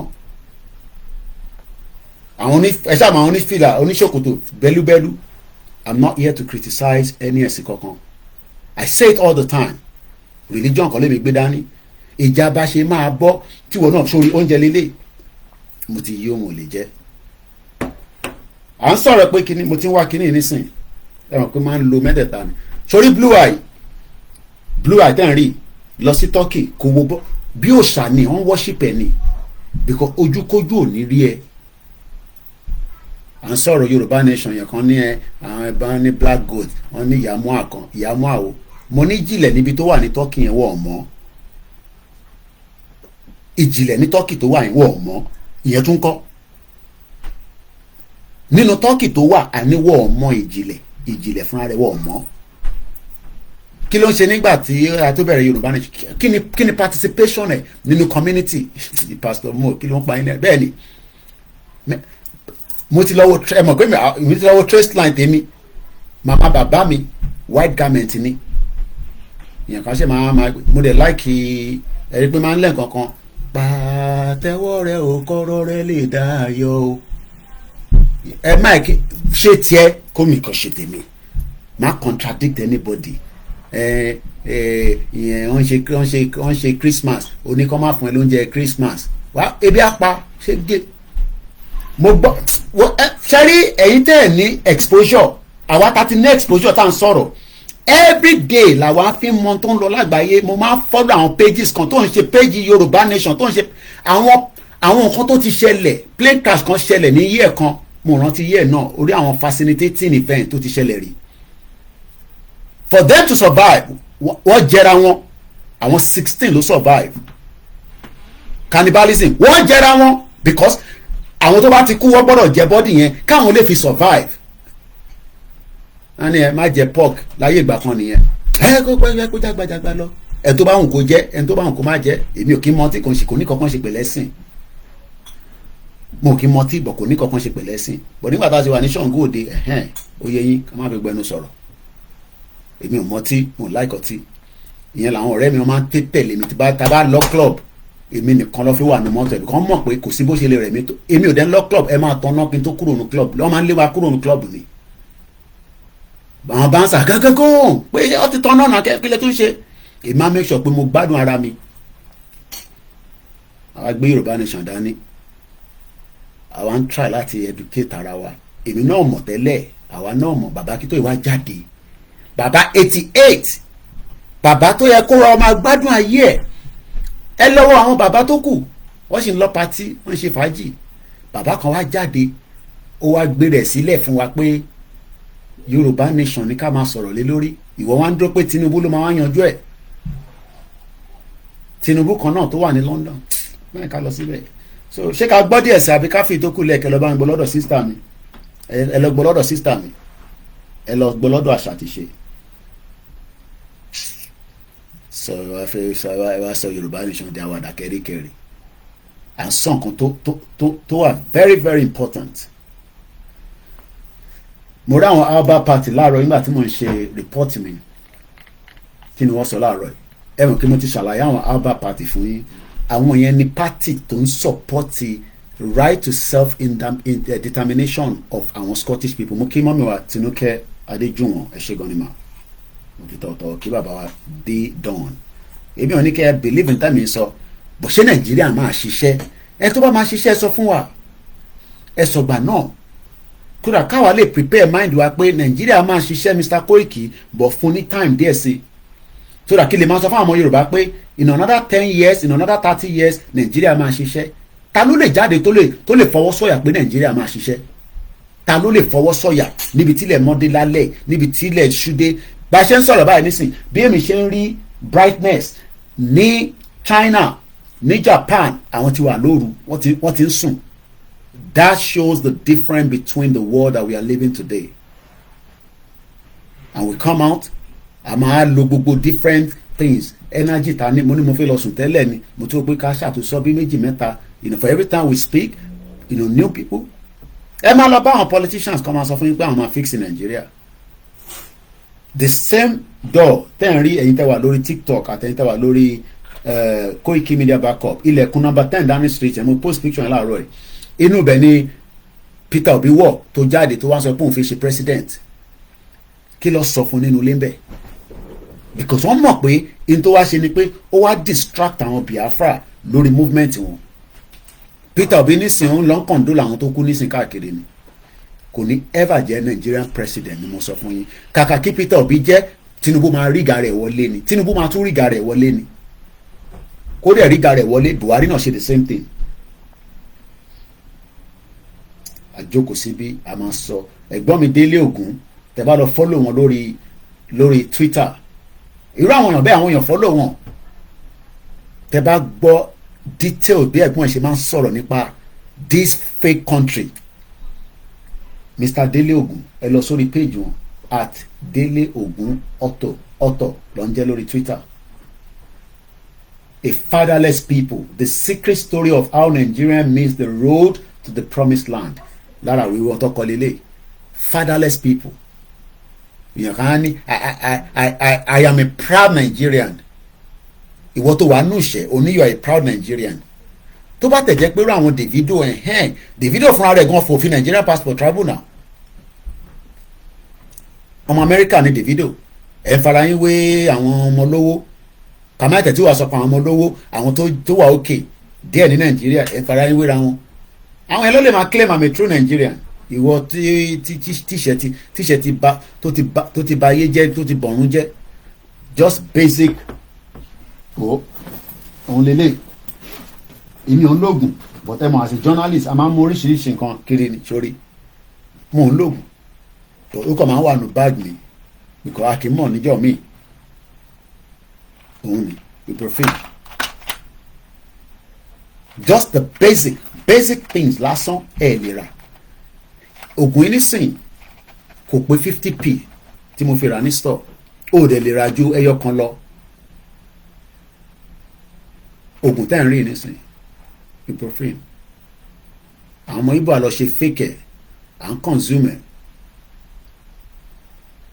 different shit is going on in that country ẹlòmíì ẹ̀kọ́ ṣe mọ̀ pé ẹlòmíì you are dying gradually nínú Nàìjíríà ẹ̀ mọ̀ ṣá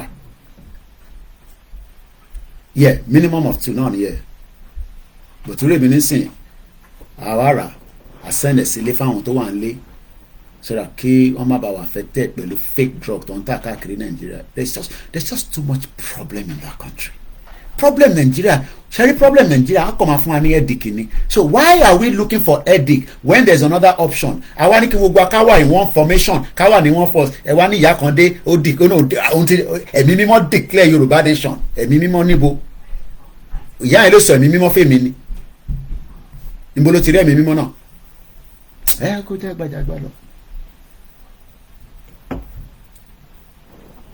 Biafra gan tó lé fọ̀n tó lé kan náà gan wọ́n sì wà lẹ́nu ẹ̀. Mr. Dele Ogun ní 23 hours ago the liberation of Nigerians from one Nigeria through the Orange Union is coming. Kò sí nǹkan tó ń jẹ́ restructuring kò street true federalism gbogbo tí Awólọ́wọ̀ sọ kó máa ṣẹlẹ̀ wọ́n destroy gbogbo ẹ̀ wọ́n gé gbogbo map wọ́n yọ so much kúrò lára ilẹ̀ Yorùbá wọ́n pín Nàìjíríà bó ṣe wù wọ́n àwa táwa jẹ́ citizen àwa wá ń struggle why are we struggling? Ẹ wo Central London lánàá mo kàn wo gbogbo àwọn ọmọ kéékèèké àwọn mo wá ń sọ fún mọ sí mi mo ní Central London àwọn Neferati àwọn láìkì Tinubu anyway ọmọ Peter Obi ni mo máa ń follow ẹ̀ if Bola Tinubu attract $20 billion in foreign diaspora investment and grows Nigerian GDP economy by the mere 4%. I will campaign and vote for him in 2027. The die is cast. Pé kò possible. Pé tí Tinubu bá rí $20 billion FDI to dey grow Nigerian economy by 4%. Bẹ́ẹ̀ ni Pastor Mo, ẹ gbọ́dọ̀ open mind yín. We are not here to push anybody. Gbogbo àná làjọ máa ṣe. Kò sí èmi sọ fún yín. Báàgì mi tàbí àti sọ pé ó ti yá Mr. Koiki àwọn ń bọ̀ nsàlẹ̀ nìyẹn èmi yẹn mo òfin yẹn dẹnu mò ń bọ̀ nsàlẹ̀ because èmi fẹ́ witness ẹ̀ Ọlọ́run jẹ́ kó máa pàtó ẹ̀fẹ́ mi láti inú London ẹ wo journalist mo pàdé ní number 10 dání òun ló ya picture òun ló bá mi ya picture tó tẹ̀ rí yẹn tẹ́ wà lórí TikTok bọ̀bọ̀ òyìnbó yẹn ẹni tó bá ń gbọ́ program yẹn lánàá mo ti ṣe mistake mo bá jẹ́ kó sọ̀rọ̀ dáadáa tán ó ti ń sọ̀rọ̀ yẹn lọ bọ̀ nígbà tí mo wá ní kó súnmọ́ kámẹ́rà pé kí n lè píkẹ̀. Ó ní 1980 lòun wá Nàìjíríà, ó ní kò sí nǹkan kan tó lè rí ṣe ní Nàìjíríà, corruption ni ẹnu ó wá ṣọwọ́ báyìí, ó ní everything. Àgbàlagbà òyìnbó ni ìwọ tó bí lánàá, ẹlòmíì tó ṣẹ̀ bí yín, ẹlòmíì tó jẹ́ pé ọṣẹ ìṣòro wà lórí TikTok. Ìwọ ọmọ tí wọ́n fi TikTok ṣe ní China tó fi pé nonsense táwọn fi TikTok ṣe yìí lọ́n fi ṣe China, wọ́n fi ń tajà ní. Wàá rí pé àwọn ibì kan wọ́n máa polówó toilet roll, wọ́n máa polówó aṣọ tó ń tà. Ó jẹ́ kí ìwọ náà máa fi polówó nǹkan tó ń tà nínú Nàìjíríà ni. Anyway, oríṣiríṣi náà lẹ̀ kúkú ń tà, bẹ́ẹ̀ ṣe ń ta pọ́nrán lẹ́ ń ta dis, àwọn ọ̀dẹ̀ ń sọ̀rọ̀ àlùfàǹṣá lórí platform wa. But lọ́dọ̀ tiwa níbi self deter ìyẹn ò mí pé ká má jayé o. I'm not saying torí a fẹ́ gba Yorùbá nation ká má ní life o. We must have a life. Mo kí ẹ̀gbọ́n mi triple DRS. But what we are saying is that we must be preparing our mind pé àní Nàìjíríà ò kì í ṣe country yẹn. Stop living in denial and stop fooling yourselves pé Nàìjíríà máa dáa. Ẹgbẹ́ òun sókè bàbá wa ẹ bá a ṣe ní kíákíá. Ẹ rà sà. Àwa nìyẹn. Ọlọ́run gbàdúrà wa. Aṣẹ́dùmarè. Ẹ lè rántí kẹ́ support GoFundMe wa. Báwo wá ni. Mo ń gbọ́, mo wà lórí program o. Ṣé èyí tó ṣẹlẹ̀ ni wípé èmi ọmọ bí wọ́n ti máa ṣe gbogbo nǹkan báyìí àwọn GoFundMe tẹ̀ ń sọ yẹn. Ẹ̀yin ọ̀ máa wọrí ẹ̀gbẹ́ ẹ̀ ti send ẹ̀ bá ti send náírà kó ń ṣe gbogbo ẹ̀ tẹ́ ẹ̀ bá lè ṣe GoFundMe ẹ̀ bẹ́ẹ̀ ti fún wa náírà. Wọ́n stress ara yín. Ìtẹ́yìn ti ṣe yẹn ti wọ́ ọ́kè akọ̀yìn kókò wà lójú kan ẹ̀mọ̀ kó tó bá wà lójú kan ló ṣe é ná. Tó bá ti sí lójú kan yẹn máa ń ná bó bá ṣe ń wọlé ni. Ìyẹn la ṣe fi gbà yẹn kó wà lójú kò bá jọ ọdún kan náà kò no problem ẹ̀ mú wà lórí ètò so ẹ ṣe gan ni bàbá. Mo gbọ́ nípa ṣé mo lè sọ̀rọ̀. Akílódé tẹ̀lé sọ̀rọ̀ nígbà tá a déhùn yín kò dẹ́ ń ṣe military platform.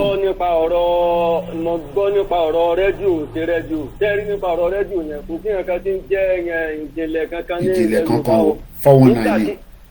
Torí èyí tí mo rà àwọn rédíò tí mo rà tí mo kó bíi márùn tí mo rà lọ́wọ́ bàbá ọmọ Lúkà tí wọ́n bá mi há fáwọn èèyàn nílùú wa ní Ìwò.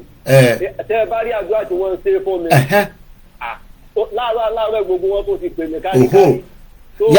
Nísìnyí bàbá mi yàtọ̀ sí pé àwọn èèyàn máa gbọ́ tọ̀dọ̀ tiwa which is on Saturday because we're expensive ní short wave. Wọ́n á tún láǹfààní àti máa gbọ́ èyí tó sì jẹ́ ti present Nigeria radio. Ẹlòmíì ò lè ra rédíò yẹn èyí táwọn náà fáwọn èèyàn nísìnyí bàbá ìra 5 ẹlòmíì ò lówó láti rà. Tó bá dẹ̀ yá later on tá a bá ní àǹfààní pé tá a bá tún rà another group tó lè ní Mr. Koiki ẹ̀ fún wa ní 3-6 months àwa máa ṣe fún yín àfún yín ní frequency ẹ̀yin ò ní láti àwọn gbogbo ẹ̀kọ́ làwa máa ṣe ẹ̀yin ẹ̀kọ́ lọ ṣe frequency FM kẹ́yìn fún àwa ká máa polówó ẹ̀ but for now orí short wave ló wà mo gbádùn yín bàbá wa Kẹ́hìndé Òsénì ẹ̀ káàbọ̀ sórí ètò Italy ni bàbá yẹn wà mo gbọ́ yín. Tí n bá sọ fún yín wípé láàárọ̀ gbogbo wọn ni wọ́n tó ti pè mí ráǹdì lérè tí wọ́n tó ti ṣe àdúrà fún mi wọ́n ní gbogbo tí wọ́n bá wọn sọ ti pẹ́ wọ́n ní tẹ̀sẹ̀ ń jí àwọn ní ọlọ́ọ̀bá ń gbọ́ wọ́n ní kò ṣe tọ́jà bí wípé ká já wà ní tòótọ́ o. Tágbà ni. Àwọn náà ti wá mẹ́nu dí bá àwọn ọba pé àwọn ọba náà wà lára wọn tó wà nílẹ̀ Yorùbá. Níta sọ fáwọn ọmọ wa nìyẹn bára wa jà bínú síra wa a kàn sọ pé Nàìjíríà ò work mo gbádùn yín bàbá mi. Lára àwọn tí wọ́n gbọ́ nílùú tèmi ò ní wò lára àwọn tí wọ́n gbọ́ náà tó ní wọ́n sá bẹ́ẹ̀ mi pé fún àwọn lágbára àti mo tún fowó mẹ́rin ránṣẹ́ sí ọmọ Lúkà lẹ́yìn Ọlọ́run abóyin láṣìírí abóyin láṣìírí. kí wọ́n tó bá mi kó mẹ́rin kí wọ́n tó bá mi sẹ́ẹ̀dì mẹ́rin lọ sí ọ̀dọ̀ wa bí n ṣe máa ra díẹ̀ fáwọn èèyàn nìyẹn. tó bá dẹ̀ yìí ẹ ṣé gan ni bàbá wa ẹ ṣé gan ni lágbára Ọlọ́run máa bòyìn láṣìírí iṣẹ́ dẹ̀ ló ń ṣe tó fi ń rà kò ṣe pé ọ̀fẹ́ ló fi ń ṣiṣẹ́ tó ń ṣe náà. ètò ṣẹlẹ̀ lánàá tẹ́ ẹ ti rí gómìnà Lagos State kí wọ́n gbé. ó dà pé Lagos State governor ti intervene pẹ̀lú recruitment yẹn let's see what happen ó dà pé Lagos State ti intervene. Àwọn tí wọ́n wá gbégbèsè yẹn tí wọ́n ṣiṣẹ́ yẹn ó yẹ kí wọ́n lè kó wọn jáde kí wọ́n ṣojú wọn. Wọ́n ṣojú wọn náà ìbójú wọn wà ní fídíò ó kọ́ ẹ̀ pé kọ́ ṣojú wọn pé nígbà tó bá ti mú wọn mọ́ gbé fún investigation lẹ́mí nàbí. Àwọn tí wọ́n gbé fake certificate yẹn kí wọ́n ṣe fún wọn. Ẹ̀kọ́ ọlọ́pàá kó wọn kọ́ wá mú wọn bí criminal I mean yes definitely I do agree kò ń ṣe pé ká má gbọ́ kankan mọ́ kọ́kọ́ di pé gbogbo ẹ̀ ti lọ fẹ́ àìmọye àwọn innocent people tó wà ní prison nísìn ẹ parọ́. àyè jẹ́ ìsìnà kí wọ́n gbójú wọn jáde kí gbogbo èèyàn orí wọn. and then kíní yìí kí gọ́ọ̀mẹ̀ntì wa gbé ìgbésẹ̀ lé lérí kí wọ́n wá wádìí gbogbo àwọn àmì tó wà ní each baraki ní gbogbo ilẹ̀ Yorùbá nípò tó fi mọ́lẹ̀ Haúsá gan kí wọ́n wádìí gbogbo ẹ̀ each àmì baraki tí ẹ mọ́ each police station kí wọ́n wádìí gbogbo certificate gbogbo wọn kí wọ́n mọ̀ ní Haúsá kankan o kí wọ́n mọ̀ ní Haúsá kankan sí iṣẹ́ yẹn kí wọ́n yan ọmọ ọkọ Yorùbá tó bá jẹ́ ọmọ ọkọ Yorùbá gidi kí wọ́n yan wọn kí wọ́n ti sẹ́ yẹn. ẹ ṣé gan bàbá wa thanks so much. ẹ bá wa tó kí wọ́n bá wa gbé gbèsè lélẹ́rí ní kíákíá tó irú àwọn bàbá pọfẹsọ Bánjí Akíntóyè náà kí wọ́n bá wa kọ lẹ́tà ránṣẹ́ káàkiri fún gbogbo nǹkan tí ń ṣẹlẹ̀ yìí kí wọ́n bá wa sẹ́ǹdẹ̀. agbọ́dọ̀ rí Tinubu ti di dandan Tinubu gbọ́dọ̀ fún wa láyè ká wá sọ̀rọ̀ àìlè rí díta ṣe fẹ́ lọ fún òun náà so ó gbọ́dọ̀ fún wa láyè bó fẹ́ bó kọ̀ gbọ́dọ̀ fún wa láyè. ètò ṣẹlẹ̀ lánàá yìí tipẹ́tipẹ́ ní ti ń ṣẹlẹ̀ nílẹ̀ Yorùbá wọ́n ti àwọn mẹ́ni fífurú wọ́n ti fi ọ̀nà èrú wọ sí àmì. ìdí tó fà nìyẹn tí wọ́n ti ń sọ pé àwọn Haúsá ní ọ̀pọ̀ jù ní sí àmì àwọn Fúlàní ní ètò fà ní o ààrẹ ní o. ẹ ṣé gan bàbá wa mo kí ẹ ṣé gan ni mo kí bàbá wa Kẹ́hìndé Òsénì ẹkú náwó ẹkú wa Silver Badmus mo kí ẹ ń bẹ mo kí gbogbo ẹ̀yin tẹ́ ń bẹ lórí MixLR ẹ káàbọ̀ sórí ètò lẹ́ẹ̀kan sí mo kí mọ́mì mi ìyá wa Gbémisọ́lá Làwà mo kọ́lọ̀ ń foríjì bàbá màmá ìyá wa Ọlájùmọ̀kẹ́ TJ bàbá wọn kú níjọ́ I think 31st you know so where are we are still saying that mo kí ìyá wa Ọmọládé Dàda orílẹ̀-èdè Yorùbá la fẹ́ ní kíákíá bẹ́ẹ̀ ni I know a lot of us are frustrated because àwọn èèyàn mọ̀ pé tó bá wá sí ìmúṣẹ náà ni gbogbo nǹkan máa di pé a máa bẹ̀rẹ̀ sí review but nígbà tí kò ń ṣe pé a wà ní anarchy stage sí nínú anarchy stage so we are still in a movement that is talking to people trying to explain reasons mo kí ìjáyà mo kí Kúnlé Bakers mo kí Mr. Ṣẹ́gun Ọ̀nà mo kí Ìyàwó Gbémisọ́lá Ìyàwó Gbémilékè and many of you like that àtẹ̀ntàrántí gbogbo náà là ń fi kí mo kí mọ́mí wa grandma àwọn ṣẹ̀ dé láìpẹ́ ni wọ́n ti padà sí base wọn Ìyàwó Rafiat wọ́n Mr. Koiki dáhùn Bánlé get as it be.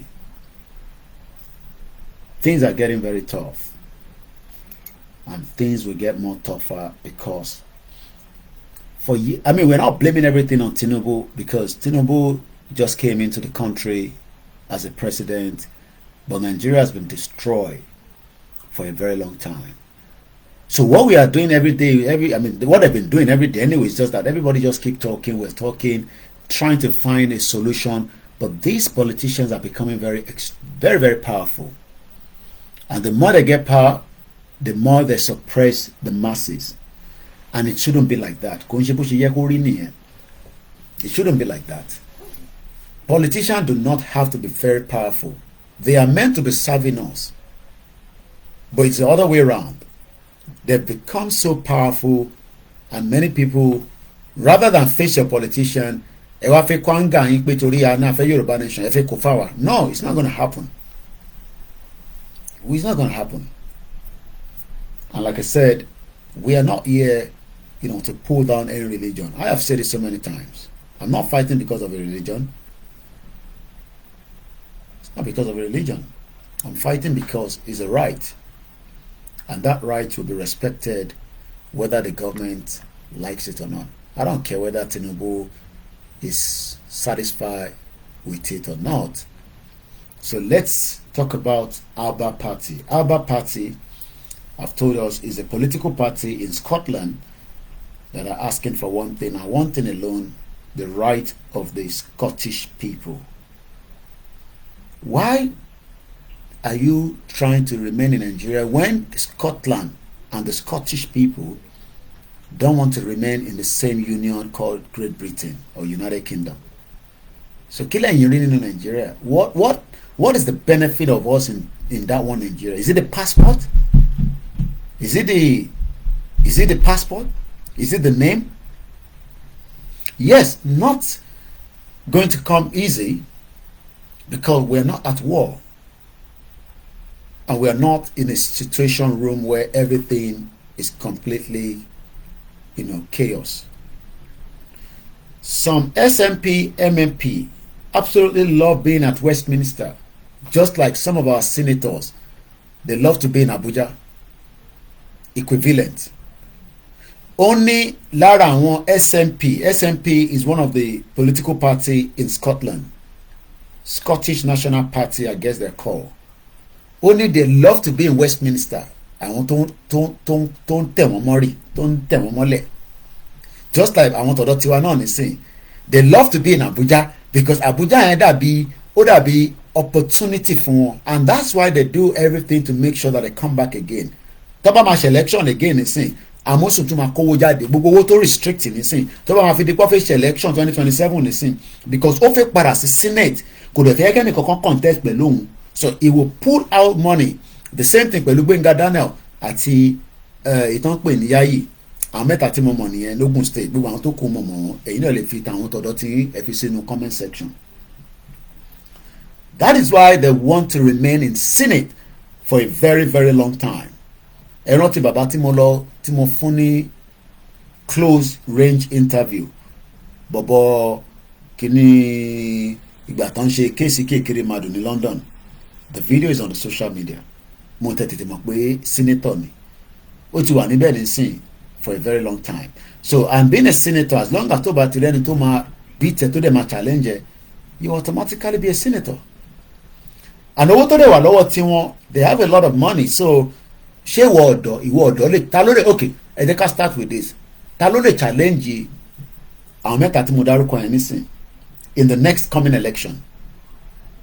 Ta ló lè challenge Yayi? Ta ló lè challenge Gbénga Daniel? Ta ló lè challenge Ìbùkúnlé Amósùn? These three represent Ogun State. Who among us can challenge them and win that election without any iota of anything? A máa náwó, a máa nọ́ra, a máa ṣe gbogbo ẹ̀. Ta ló lè challenge wọn? Ṣé fi pé ẹ lè challenge wọn? No, you can't. You can't. Because politics don't play. Táwọn play yẹn, politics ẹ̀ bàtàmàlà. Politics a máa para wa, politics ò lè, politics a máa ṣògùn. Bẹ́ẹ̀ ni, wọ́n ṣògùn ju kí ló dálẹ̀ lọ. Wọ́n ṣe dẹ́ndẹ́ ògùn ju kí ló dálẹ̀ lọ. Kò sí nǹkan tó rọrùn níbẹ̀, but wọ́n ṣògùn pé kí ẹ̀yin aráàlú kí iye yín kó má ṣí. Politics táwọn ń play kò ń ṣerú politics táwọn ń play ní UK. Politics yìí hold àwọn member of parliament nílùú yìí, a máa hold wọn responsible for anything that doesn't go right. But politics táwọn ń play, politics yìí, they go die there. Who among you can challenge any of your senator in your state? Ẹ fi sínú comment section. Ẹ fi sínú comment section kẹ́ bá mi sọ. Who can challenge them? Now, let's go back again to Alba Party. She says, they went further to say, don't believe us. It is the view of Mia Black, their deputy leader down there. Just about how she said, I might believe her. But hope that do you think that these three people representing Ogun State will go there and talk about the right of the Yoruba people in terms of even what will favor us in Yoruba land? Ṣé fi pé àwọn senator mẹ́tẹ̀ẹ̀ta tí mo dárúkọ lógùn state, Yayi, ikọ̀ olè ní Yayi, ó kúrò l'Àlímọ̀ṣọ́, èmi mọ̀ because Àlímọ̀ṣọ́ ló wà. Game tó dẹ̀ fi gbá, Yayi fẹ́ di governor, òun náà sì fẹ́ di governor. Ẹ lọ kọ sílẹ̀, Ọlámilékan kìíní kan ló ń jẹ́ Yayi.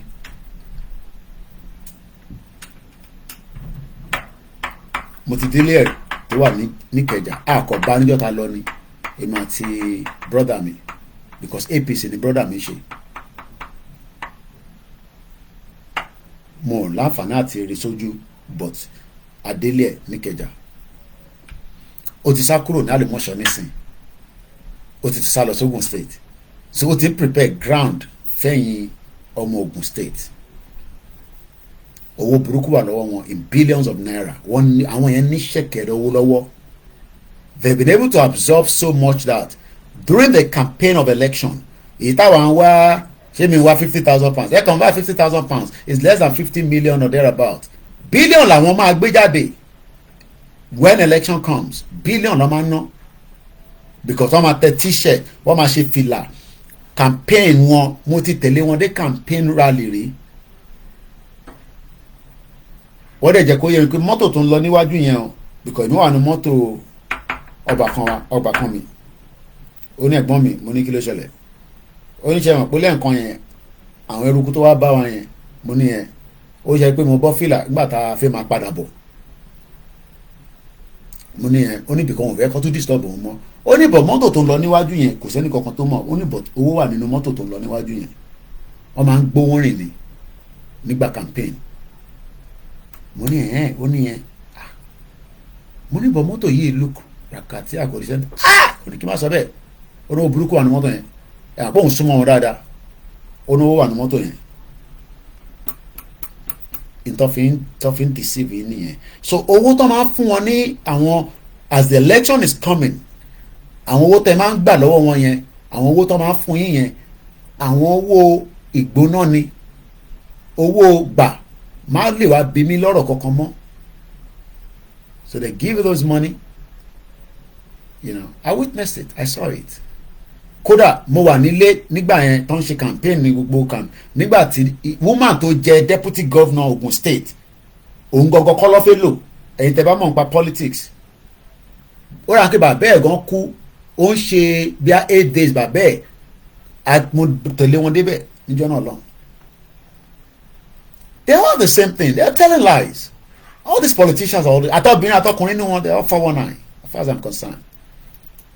àwọn fix Ogun State fún wa Ogun State rẹ̀ ò lè fix it's all lies. ẹni káwọn ọmọ Ogun State jáde nísìn tí gbogbo wọn bá fẹ́ lọ ṣojúde ọba nísìn mọ́tò yín á máa ṣe gbàgà gbogbo kò sí títì kò sọ́nà púpọ̀ nù yín ẹ máa ra bottle water dání lọ sí ojúde ọba ni ẹ tó bẹ́ẹ̀ kẹ́ mú ẹ̀yẹ diaspora kẹ́ mú pure water ẹ̀yẹ mú pure water ẹ yí àgbẹ̀ gbóná kúrò ní Nàìjíríà ni wàá gbẹ́ lómi padà sí Amẹ́ríkà àti UK àti Europe níbi tẹ́tí ń bọ̀ àwọn tó wà ń lé wọ́n lè máa mu pure water diaspora ò ní lọ sí ojúde ọba kó náà fẹ́ràn máa bá wọn mu pure òun fẹ́ máa bá wọn mu pure water ó ṣe máa fẹ́ mu pure water omi tó mọ̀ bí tó ti ń ṣe. So why are we living in denial? Yes, there's nothing wrong with all those activities and those festivities and whatever it is, but we are talking about how we can transform it to even become a venture láti fi ní owó gidi lọ́wọ́ ní Ogun State. Ojúde ọba lásán ó yẹ kó máa generate revenue of billions of dollars fún wa ní every year.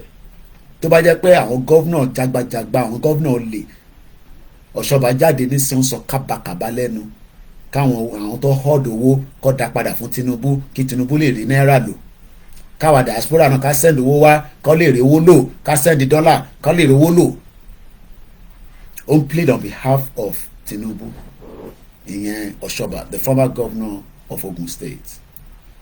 Àwọn náà ní kàbá àwọn èèyàn kan ló jẹ́ kí n mọ̀ pé Koiki tẹ́ bá ní kàbá àwọn yẹn ní kàbá because àwọn èèyàn ò need appointment láti rí Tinubu Ọ̀ṣọ́ba ò ní àti kí ni the other bàbá yẹn Bísí Àkàndé àwọn yẹn máa ṣílẹ̀kùn àsọ̀rọ̀ kan máa láti rí Tinubu wọ́n ní tán pè ní kàbá nìyẹn Buhari náà nírú àwọn èèyàn bẹ́ẹ̀ nígbà tóun náà wà lórí oyè but what are they gonna gain out of it now even if Tinubu doesn't give them anything even if they ask for nothing but for the fact that pé àníyàn tí wọ́n ní pé kí Tinubu débẹ̀ ọmọ Yorùbá débẹ̀ ó ti débẹ̀ right kí ló máa ṣẹlẹ̀ tó bá wà lọ tán ṣẹ́jú máa ní access sí àsọ̀rọ̀ kẹ́yìn bàbá òfò yìí ẹ̀yin bàbá jágbajàgba tí Tinubu bá ṣe tán ṣẹ́jú máa ní access sí àsọ̀rọ̀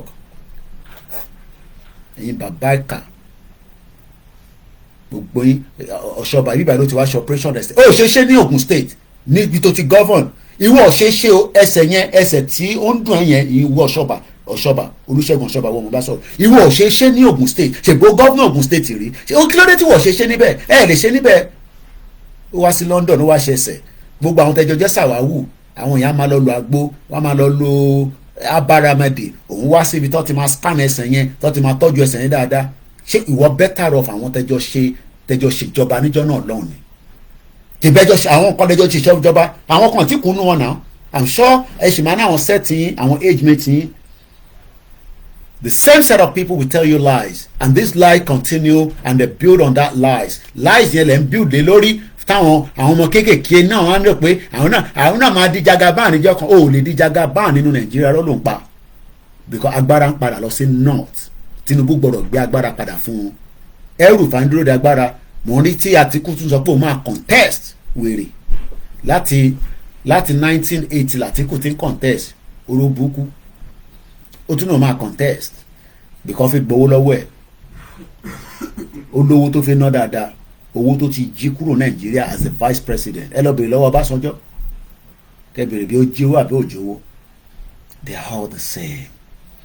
Àwa wá ní headache àwa wà ní bíá palọ̀ àwọn èèyàn máa sọ̀rọ̀ Nàìjíríà orí á máa fọ́ wọn tó bá ti lọ sí patí báyìí níbi tó ti ń ṣe fàájì lọ tẹ̀tí ń jó Wàsíù ọ̀rẹ́ tẹ̀tí ń jó Bẹ́sẹ̀rẹ̀ tẹ̀tí ń jó Pasuma tẹ̀tí ń jó Imoni tẹ̀tí ń jó dis tá bá bẹ̀rẹ̀ ọ̀rọ̀ Nàìjíríà báyìí gbogbo orí àárẹ̀ fọ́ gbigbigbigbigbigbigbigbi ìyàn kan dẹ̀ ló kàn máa sọ pé mo máa send owó sí ìyàn kan kíní kan Nàìjíríà gbogbo mood yìí máa bàjẹ́ lẹ́sẹ̀kẹsẹ̀ ni irú ayé wo nìyẹn kí la ṣe mo lọ sí Central London lánàá mo wá àwọn ọmọ kéékèèké àwọn people àwọn èèyàn oríṣiríṣi àwa sọlódé London táwọn èèyàn wá ń ṣe nígbà tí a ń pè pé Nàìjíríà ń ṣiṣẹ́ nìyẹn in the 80s àwọn ọmọ Nàìjíríà bá dé sílùú yìí láti airport lọ́tí mama ní welcome sir welcome ma how many weeks are you using no just 7 days because wọ́n ní business ẹlòmíì gbọ́dọ̀ resume iṣẹ́ mọ̀mísí tàwa ni wọ́n sọ U-turn ni mọ̀mísí mi ṣe tó bá gbéra lálẹ́ Friday pẹ̀lú Nigerian Airways ó gbọ́dọ̀ dé Nàìjíríà padà níjọ́ Sunday àjọ ń jẹ breakfast ni U-turn ló ń ṣe lọ sí America because ó gbọ́dọ̀ resume síbi iṣẹ́ ní àárọ̀ ọjọ́ Monday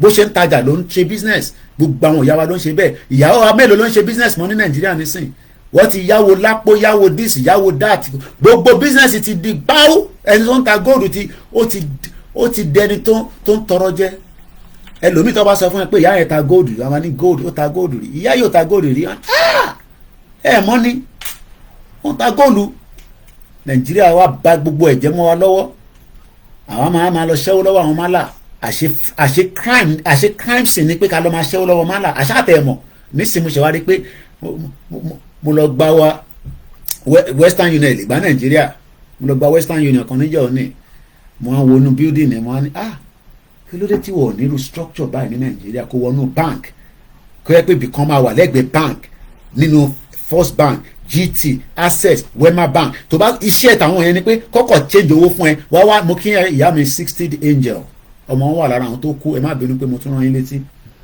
ìlú òfò ìlú rádaràda ìlú tó ti àwọn ìyá ò lè ẹ̀yìn gbogbo àwọn tó ń ra lace ẹ̀ lè wọ lace gidi mọ́ èmi wá ń pariwo Yorùbá nation ìyá kan tó máa ń sọ fún mi pé ta lọ ọmọ tó ń pariwo láwọn yẹn gbogbo aṣọ tẹ̀ ń wọ̀ ó ti gbómọ yín lára wọ́n ti fi ń ṣẹ̀sín ní Nàìjíríà ẹ̀ máa wá àwọn kú kan àwọn bàbá òfò àwọn bàbá tó yẹ pé wọ́n lè kúkú ta wọ́n lè ṣe but àwọn ìyá yẹn náà máa gbé sí wọn lára ṣòṣì bẹ̀rùn aṣẹ́wó káàkiri ní Nàìjíríà nílẹ̀ Yorùbá àná ń jayé ṣáyé lẹ́yìn jẹ yẹn àwọn tó jayé nírú àwọn bàbá tiwa àwọn ló ráyé jẹ àwọn ò ráyé kankan jẹ mọ́ kí n ṣe òbé èlérè á play fún mi ní pálọ̀ mi inú living room bàbá mi lọ ti ń play lòbé máa ti play tílẹ̀ máa fi mọ́ àwọn ìyàwó ẹ̀ tó bá níwọ̀ lọ́pa tí a máa ní kí ló dé ṣé kò ẹ̀ ní pati ẹ̀ lóde ní weekend yìí ni a ní kọ́ gaṣọ sí wọn lọ́rùn mọ̀mísí mi ló jẹ́ kémi mọ̀ pé nígbà tí àwọn wọnú ilé bàbá mi wọ́n máa ń sọ fún wọn pé kí ló dé tẹ̀ ń ra nǹkan tuntun pọ̀písì mi máa ń ra brand new ní every year láti pé wọ́n ń ra nǹkan tuntun báyìí ìtẹ́ bá rà tẹ́ bá ti lò tán fọ́dún ẹ̀ palẹ̀ mọ́ ẹ̀ sílẹ̀ ẹ̀ tọ́jú ẹ̀ á tún lò fọ́dún míì nígbà tẹ́ pàǹtọ́ bá nínú ilé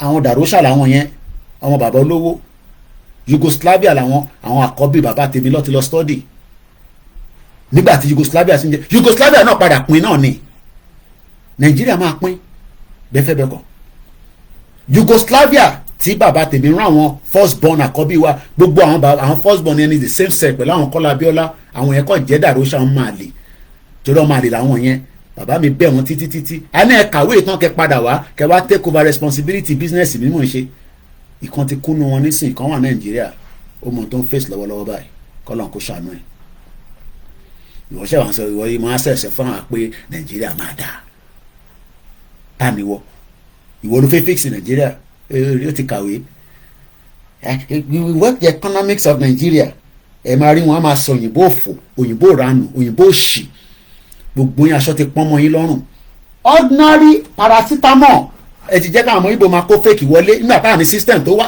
tó lè cross check ẹ̀ pé oògùn tó máa lò sínú ẹ̀ kò gbọ́dọ̀ tó wà á ń fò fún ẹ tó bá ti ń ra ilé tó bá ti fẹ́ ra mẹ́ta á máa dún tó kí ló o fẹ́ lọ commit suicide nínú ilé ni idiot all over the place.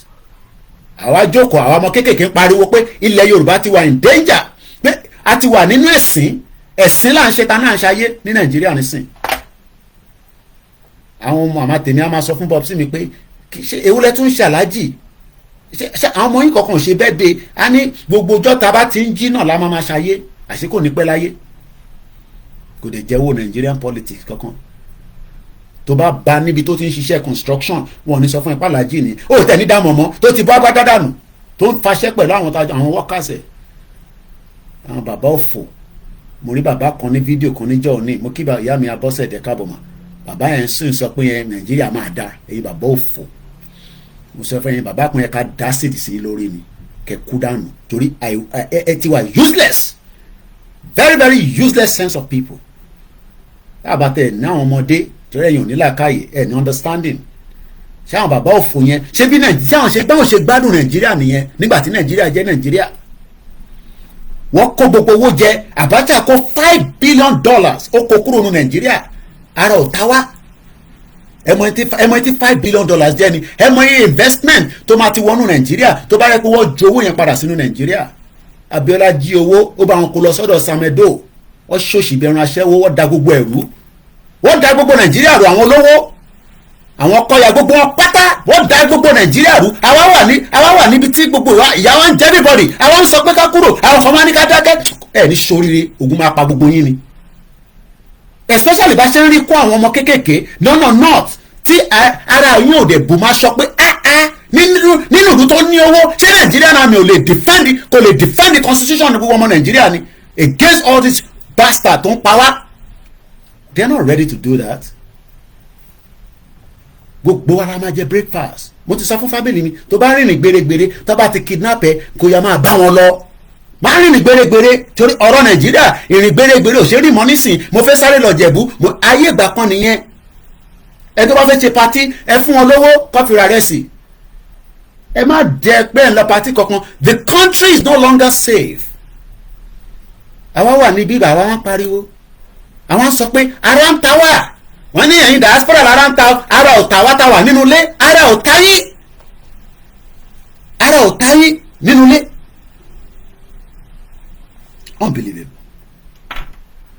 It is the job of the nationalist MP not to settle down in Westminster but to settle for Scotland. Àwọn Alba Party ló ń sọ̀rọ̀ lọ́wọ́lọ́wọ́ pé iṣẹ́ tàwọn nationalist àwa Yorùbá nationalist kò ní kankan tá a fẹ́ ṣe ní Abuja ní nothing láti ṣe ní Abuja we are not any of thing to do with Abuja we are the Yorùbá nationalists àwa fẹ́ kọ́ gbégbọ́ padà gbogbo ẹ̀ kó padà wá not restructuring not autonomy a fẹ́ the full Yorùbá country tá a máa sọ pé ọmọ Yorùbá ni wá mo rí àwọn ọmọ kéékèèké where are you from?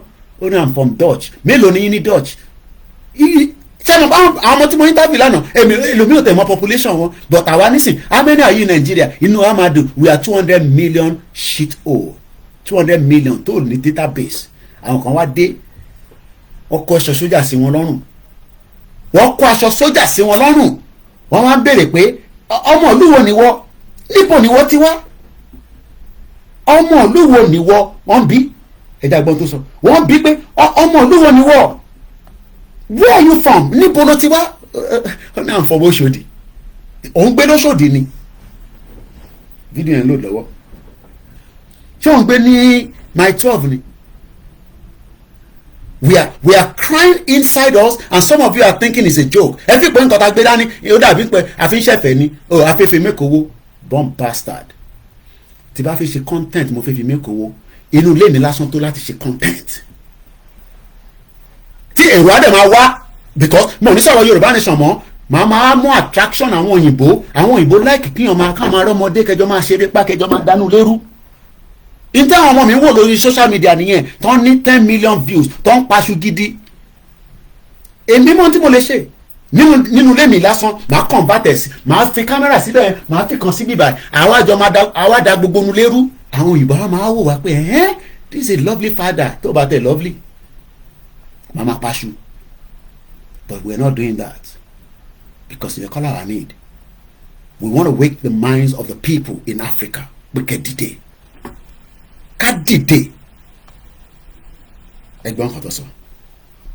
The name? I'm Kabiru Mustapha by name. Huh? Kabiru Mustapha. What local government? Oshipe local government. Where are you from? I'm from Maitwe. Where are you from originally? Kaduna State. From where? Kaduna State. Kaduna State. I'm Alkali Monde by name. Okay. Yes, I'm from Kaduna State. Okay. I'm living in Zamfara. With your brother? Yes. And you are coming out under what local government? Lagos Island. Local government. Do you have a family house in Lagos Island? No. Necessary. Okay. What's your name? Look at David. What? Look at David. Speak up. David. Where are you from? Where are you from? Kaduna State. Kaduna State. What local government are you coming out from? Oshodi. Who gave you the indigenship you? certificate? My Colonel Sambo. Lieutenant Colonel Sambo. What's your name? Zakaria Arab. Where are you from? Kaduna State. Lagos Island. Where did you get the indigenship certificate? Speak up, please. Speak up, please. I'm staying with my uncle. Which of your way? Ṣọgbọ́n Yorùbá. Ṣọgbọ́n Yorùbá. Ṣọgbọ́n Yorùbá. Kò gbọ́. I can hear but I cannot speak. Ṣọgbọ́n Yorùbá. Ṣọgbọ́n Yorùbá. These are the animals that we're living with. Gbàmí ló ń padà ní Yorùbá. Kò lè dáhùn. Níbo ló ń gbé? Níbo ló ń gbé? I can't speak. Ṣọgbọ́n Yorùbá. Níbo ló ń gbé? Níbo ló ń gbé? Níbo ló ń gbé? Where are you living? Ta ló fún ẹ ní certificate? Ta ló fún ẹ? Ta ló fún ẹ? Ta ló fún ẹ? Ta ló fún ẹ? Local government tó ló ti wá? Òṣòfẹ́. Ẹ sáàpẹ̀ kí lorúkọ ẹ? Kí lorúkọ ẹ? And people think it's a joke. And you think ẹ fi pa ní time ẹ fi pé torí mo wà lórí social media ní time àní kan mìta lè ṣe. Àwọn èèyàn wà lẹ́nu iṣẹ́ nísìn tó ń ṣe 8 hours lọ báyìí. Àwọn èèyàn wà ní tó ń ṣe 3 hours oní 2 hours. Àwọn òṣèré oríṣiríṣi. We are here because we are concerned. And everybody should be concerned. Because the future is no longer bright in that country. Forget about Tinubu and all that. Tinubu will try his best. Probably stabilize the economy, do his best, then after 8 years, then what happened? I said to him, I start all over again. Mukibabawa Amakolex, thank you so much. Let's go back to the Alba Party. Why is the Alba Party upset with the SNP member of parliament? Wait, I won't like in Westminster. Just like I want to Odotiwa, no, what like Abuja? Because Abuja is like a heaven, a safe heaven for them. The only time that, I mean, not that one was they come, but they believe that Abuja is like a shield away from them from reality. But when election is about to start, then only one call them list ni local government one. E montan mani ko list yẹn ṣe. Ta ló montan mani ko list yẹn ṣe. Ta ló máa lọ Mecca, ta ló máa lọ Jerusalem, àwọn wèrè. That is exactly what they do. Wọ́n máa bẹ̀rẹ̀ sí fún wọn ní slot Mecca nísìn. Ẹ mọ̀ kàn bá dẹ̀ ti fún wọn ní slot Mecca ní tó wà ní a sọ fún Koiki pé kó fara balẹ̀. Mo kí bàbá ọ̀nà Adéọlá rather Fortune Michael ẹ ṣé gan ni sir. Mr. Ganiu Suraju mo kí ìyá mi jẹ́ ń try láti ka Yorùbá yẹn. Gbogbo àwọn tó lọ́wọ́ àwọn gbogbo àwọn tó lọ́wọ́ bí ìlú Nàìjíríà ti da lónìí bí àárọ̀ wọn bá da ọ̀sán wọn àtàlálẹ̀ wọn kò ní da láíláí. Mo ṣépè lórí Twitter lánàá mo ní kò ní da fún gbogbo ẹni tó bá ní ká ṣe wà ní Nàìjíríà. Ẹ mọ̀ wáyé fídíò àwọn méjìlá tó pa táwọn terrorists pa sínú supermarket kan ní Nasarawa tẹ́ bá rí fídíò yẹn àánú àbí a máa ṣe yín èdè tún ṣẹ̀ṣẹ̀ lẹ́ni you okay? I don't. No. What do you want? Not yet. What do you want? I'm hungry. You're hungry? Yeah. What do you want to eat? Well, go and call your sister for me. Where's your mom? Why you? Tapioca. You don't like tapioca? Huh? You don't like this? You don't like it? Okay. Go and ask your mommy what you're going to eat. Okay. Go and ask your mom upstairs what you're going to eat. Good boy. And I'll come and tickle you in a minute. You like my tickle? I like your tickle. I know you like my tickle. I don't like your tickle. No, you do. I do not. I know you do. Should I come and give you some? Yes. I should come and give you tickle. Yes. I'm still in my program. Let me finish. Don't come here. Go to the back. I love you. And remember, Parliament SMP, they prefer Westminster. Just the same thing. I want to they prefer Abuja because Abuja is like their shield. So this Alba party, maybe some of you have never come across them. I've talked about them before. They are like a political party in Scotland. They are fighting for the right of the Scottish people to exit the union put together by their forefathers in 1700. They don't want to be part of UK anymore. I am not saying that Nigeria should break today or tomorrow. We can even come up and say, Mr. Koiki, maybe we should have a time frame for this total de-amalgamation so that we can do it in stages. Okay, let's first move all our military personnel that are Yorubas. We bring them back. We recall them back to Southwest. The one in the north and the southeast in our side, they will recall them back. Everybody goes their separate ways. Then they can form our own government. And then our government will be going to say 419 government. The woman you know will set up Nimoso, because when I start talking about that, don't mix it with that nonsense Jagbajantis with a woman. Then we can set up, a preliminary government. And that government will be talking to Bola Tinubu. So Bola Tinubu will be talking to each of the different governments. The North will have their government. The Biafra will have their government. Yes, we will then have a brand new constitution that will be drafted.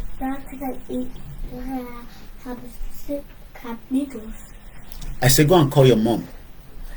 So the government will then be established to start talking to the federal. While all this is going, Nigeria is still operating as a country, but we have now started talking to each other in different blocks. Then, Mr. Koiki, so what happened to our politicians? Well, nothing will happen to them, but your politicians would not be able, subject to the new constitution, whether they will still be able to participate in the new government or not. It will be determined by the constitution. So whether Amazon will still be able to perform or be part of the new government of the new country that we are going to be inside, subject to whatever I don't know what the constitution is going to be. We will then draft a constitution. That constitution will be translated in Yoruba for every single body. Tojomo Yoruba, Latin understanding it. Wa polongo constitution yen, wa mash analysis constitution yen. Titi, ta ma fi accept the draft the constitution yen. And then from there, we can start, and that process can last 3-4 years, and then we can wind down Nigeria, and then the brand that is called Nigeria in all the Yoruba territory, they will pull it down. So nobody will be using First Bank Nigeria. It will now be First Bank Oduduwa Republic, First Bank Yoruba Kingdom, First Bank Yoruba Nation. We will also have to determine whether we want to call it Yoruba Nation or not.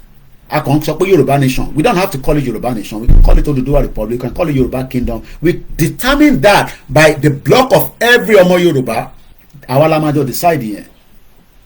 All this can happen now. So why I say make it look like they in time be the phone in control lane. Conscious control lane now. But I want to say lower Abuja lo fẹ́ràn wo fẹ́ràn ìsàlẹ̀.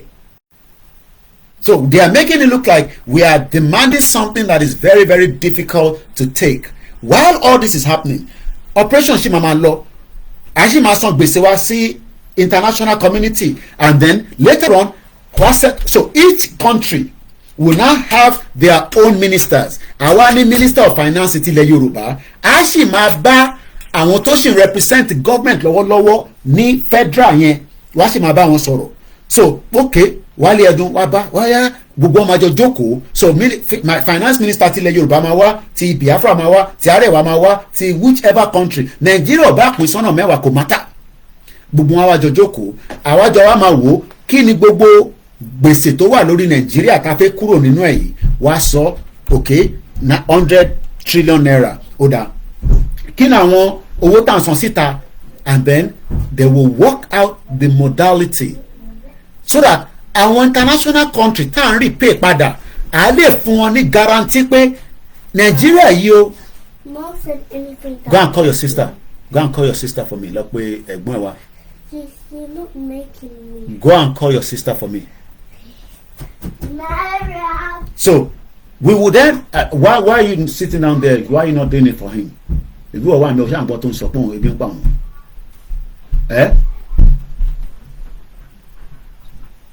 Hey boy. Hello. Ti gbé nǹkan sétí kò gbọ́. Hello.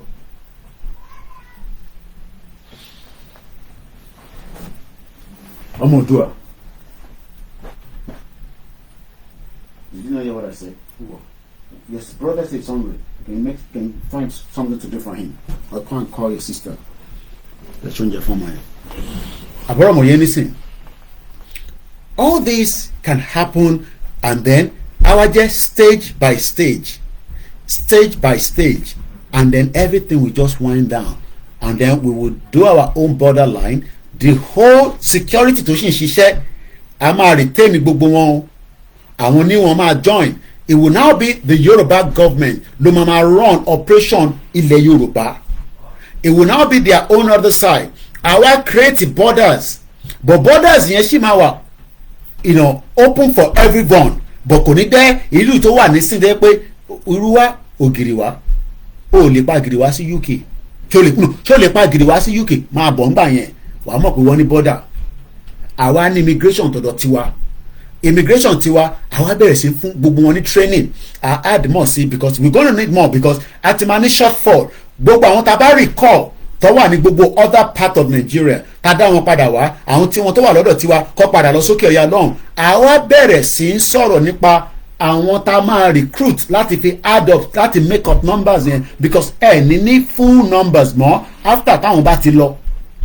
Because right now we have about 500,000 securities. If we look at the whole structure right now, maybe give and take, gbogbo ọmọ Yorùbá tó wà ní gbogbo security, I don't know, I don't have the total statistics, probably about 100,000. It will not be enough to defend the Yoruba land. Ibi tá ti máa employ, ibi tá ti máa equip, ibi tá ti máa bẹ̀rẹ̀ sí ṣe more training. Right there and there, we are creating jobs and we are building a new economy. Kò sí ìjọkùn àpẹ́ láwọn west as long as táwa nínú labour ti agree, but àwọn west ò fẹ́ jẹ́ kó agree, àwọn tinú lédè support wọn. Ìyẹn mo ṣe sọ pé ọ̀rọ̀ tó wà nílẹ̀ yìí ó sì máa bọ́ sórí M1 because àwọn west ẹ̀ ń rí yẹn àwọn ní another agenda. How many hours láti ṣe because we're not going to do more than my time slot. So because I've even gone overboard, we've done 2 hours and I'm going to start winding down right now. So mo fi padà sọ́dọ̀ Alba Party. Alba Party is saying the same thing tó ń ṣẹlẹ̀ ní Nigeria. Mo kẹ́gbọ́n mi Frank Abiola. It is the job of the nationalist MPs not to settle down in Westminster but to settle down in Scotland. Níjọ́ wo làwa náà máa settle down sílẹ̀ Yorùbá tó yẹ pé láti ilẹ̀ Yorùbá lọ́ọ́ ti máa pa gbogbo àṣẹ tó ń ṣe pé láti federal Abuja olè kan tí tó máa débẹ̀ tí wọ́n ní recognize anybody. Many Yoruba people know the truth. The elite knows the truth. Koiki, I heard that Kaduna Littlefinger is now being groomed and prepared to take over from Ojuyobo. He is now living in the southwest Lagos precisely and being given different kind of Yoruba chieftaincies. I won't be surprised, and that is what Littlefinger is El Rufai Emile Darukwe. What if he Bobani? Thank you so much, Mr. Babatunde. Says so true. Idiot people all over the place. It is only dead that can challenge them. Eshegoni Babawa Moki Bubentawani Malaysia, Asian country, Loki long. Moki Bubualen Konsi. We're gonna wind down. Hopefully we'll come back. But Malos Suman enough rest. Thank you so much. And then enough sleep. So Baba Yami Rafiat, when Nigeria is finished, people please wake up from your sleep and fight for your right now and allow the Yoruba Nation movement. That is the only solution. All these elders are fake people. They don't care. Olówó kan láàrin olóṣì ní gbogbo wọn. Come and dagbada kiri káàkiri gbogbo ilẹ̀ Yorùbá. Come and lọ party, come and take pictures. What like pictures gan? What like pictures? Tẹ́ bá rí gbogbo wọn máa ń fẹ́ kó take picture wọn. Wọ́n máa tẹ̀sí wa lójú wọn ní òkè owó nìyẹn. I met Okewo before in London, but it's a story in Funyira. Nígbà tí the former Nigerian High Commissioner tó ń ṣe 80th, èmi ni mo bá kàn àwọn àpò ṣe billionaire lélẹ̀ náà ṣàbàrẹ̀. Billionaire tó lè roam phone ẹ̀ kó ní internet kó ní everything. Oh, understanding gbogbo kìíní ẹ̀. Àbúrò mo ní dáàdì kí ló ṣẹlẹ̀? About nice customized Rolls Royce ló ń lò with his plate number on it. Very very heavy man. Ó ní owó bí wèrè. Mo ní báwo ni máa páàkì mọ́tò yìí sí báyìí? Gbogbo bẹ́ẹ̀ ló tight. Mo náà yẹn máa wọrí dáàdì. Kí mi bá ń dé pẹ̀lú ẹ̀. Mi dẹ̀ mọ̀ tẹ́mi mi ṣe mi fi wọnú party wọn ni. Èmi lọ gate crash party yẹn ni. Because fún mi ní intel pé who is who ló máa wà níbẹ̀. Mo dẹ̀ mọ̀ pé ìyàwó commissioner nígbà yẹn, Nigerian High Commissioner, ìyàwó ẹ̀ kò like me. Bó ṣe gbọ́ pé Koiki wà nù party yẹn bá oníkọ́ lọ sọ fún mi pé kí n báwọn invite me. And I left. But must take gbogbo tí mo fẹ́ take pictures, take as much. I still have the table numbers. COVID ẹ̀ pa àwọn bíi mélòó kan nínú party yẹn. Kọ́lọ̀ forí jẹun tó kó. Ìgbà yẹn ni COVID yẹn tó ń rampa gan tó ṣe party ní Park Lane. Nígbà tí Okewo tó wá wọlé tí wọ́n lọ bá ọmọ dáadáa mà nìyẹn. Ṣé London ló ń gbé? Mo níbẹ̀ ni sà. Ní very good. Àwọn ní mo dẹ̀ fi connect ní sí internet, kò sí internet lórí fóònù. Mo ní dáàdi kò sí internet lórí fóònù yín kẹ̀ ẹ mú fóònù yẹn wá kí n bá yín wò. Ní bá tán hotspot tèmi ní bá fi connect fóònù bàbá yẹn tó fẹ́ wọ tọ́ílẹ̀tì ló bá kó fóònù méjèèjì tó bá yẹ pé bad guy làwa ni kò yé yín, but we are not like that. Bó ṣe kó fóònù méjèèjì fún mi nìyẹn pé wọ tọ́ílẹ̀tì lọ nìyẹn. Àbúrò mò ń bọ̀ ìtàn gbọ̀n mi jẹ́ sáré lọ́tọ̀. Ó ní owó bí ṣẹpẹrẹ. These people should be the one supporting Yoruba nation. But àwọn kí àwọn wà okay. Ó lè súnmọ́ bí mi ṣe súnmọ́ yẹn ní súnmọ́ ní Nàìjíríà bẹ́ẹ̀. Ẹ mọ̀ security tó máa tẹ̀lé káàkiri ni, but ní London ta ló mọ̀? Wọ́n mọ̀ pé olówó ni, but ta ló mọ̀? Ṣé ibi táwọn ọmọ Nàìjíríà ti ń fa gbòòrò káàkiri? But ní Nàìjíríà ní súnmọ́ wọn bẹ́ẹ̀ because they feel too important with so much security and poverty they don't fall. I mean, we can love our elite and all that, but our elite will love our. So, you see every one of them. We're not the same event like every Christmas. I attended twice Ovation Carol.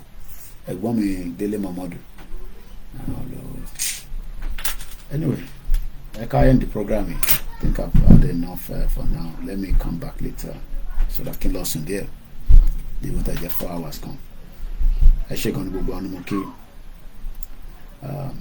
Nobody's coming to save us. We will save ourselves from the shackles of the British amalgamation. Nigeria in the last empire, to collapse, that will be the end. We'll become very free. And I did decide Tabafi was in London on the Tojo Metal, Mr. Lanrewaju, more logo in Rara. Tojo Metal Timothy Lori trade. I'm sure everyone is busy. It's New Year's time, I send a silly school with that. So it's always a big pressure in January. January them are quiet to go. Later, Tibati soon. Timothy G. Amamu Gary Bang. My enough strength. I can rest there. I'm not fighting any one of you that are listening to me. I am concerned citizen and a proud Yoruba man. That's all. I have done my best for the Nigerian community, so what I'm doing right now is nothing to me. I serve the community, and I'm proud that I did my best within the community. So back when we found an event, if is what going, I will go. If it's not, I won't. I can't wait to see when Tinubu is coming to London on the official visit by the British government. I'm looking forward to that. And I hope they're not going to wrap it until we're too late. Anyway, what from an intel, our journalists were by. Then I'll put it in number 10 Downing Street. Because I have a few questions for him. Hopefully I'll have access to speak to him. Alan Conde Mukir. Let's call it a break and I'll come back later. ẹ bá wa pín ètò wa, ẹ bá wa share, ẹ love ẹ support wa. Ikú bàbá yèyé, bàbá dáadáa, ẹ jẹ́ ká kọ́ gbọ́ ikú bàbá yèyé díẹ̀ ká tó máa lọ. Ilẹ̀ Yorùbá agbé nǹkan fún gbogbo àgbáyé tí wọ́n ti lè rí ṣe, tí wọ́n ti lè rí ṣe àti ìbò àti gbogbo ẹ̀. Pàápàá mo ti káàkiri, mo ti kàwé káàkiri nípa ìlù tí ń lù nílẹ̀ gbogbo adúláwọ̀ wa náà, kò tí ì sí ìlù tí ń sọ̀rọ̀, kò tí ì sí. Ètí ẹ̀ ń pè ní sling trucking drum tí ń sọ̀rọ̀. Nílé ọba, ní àwọn ẹni pàtàkì, mo gbé ààfin Aláké nígbà tí mo wà lọ́dọ̀ lọ́mọdé. Mo súnmọ́ wọn dáadáa. Gbogbo ìlú àwọn ọba ńláńlá ni nínú ààfin wọn ni ìlú máa ń wà tí ó jí ọba láàárọ̀. Tí ẹ bá fẹ́ búra fún gómìnà nílẹ̀ Nàìjíríà, wọ́n á gbé bíbélì lé wọn lọ́wọ́, ẹni tó bá jẹ́ ẹlẹ́sìn kìrìsìtẹ́nì. Ẹni tó bá jẹ́ ẹlẹ́sìn mùsùlùmí, wọ́n á gbé Quran fún kókó búra. Tó bá ti búra tán, Quran tó fi búra àbí bíbélì tó fi búra, ó ti gbàgbé ẹ̀rí tó sọ sí. Ohun tó bá wù ló lè máa fi ìgbésí ayé àwọn ọmọ tó ń jọba lé lórí, tó ń ṣe gómìnà lé lórí sí. Ìgbọ́n kò rí bẹ́ẹ̀ lẹ̀ Yorùbá. Láràárọ̀ láago 5 ní ìlú ó jí ọba, yóò sì máa sọ fún ẹ̀jẹ́ tó jẹ́ fún àwọn ènìyàn àtàn fún baba ńlá bàbá rẹ̀. Tó pé kí wọ́n tó dé wa ládé, wọ́n ti mú wa lọ sójúbọ kọ̀ọ̀kan. Wọ́n sì ní ká jẹ́jẹ́ bẹ́ẹ̀ pé tọ̀sán tòru láàmà fi sin àwọn èèyàn wa lọ́nà tó dáa, a sì ní bẹ̀rù. Tó bá dàárọ̀ fún àpẹẹrẹ fún ìlú tó jẹ́ nílẹ̀ Yorùbá bó ti jẹ́ pàtàkì fún wa sí. Tí ẹ bá fẹ́ lù, àwọn olùyọ kọ̀ọ̀kan pè mí kan tó gbogbo àwọn bàbá mi tó jẹ.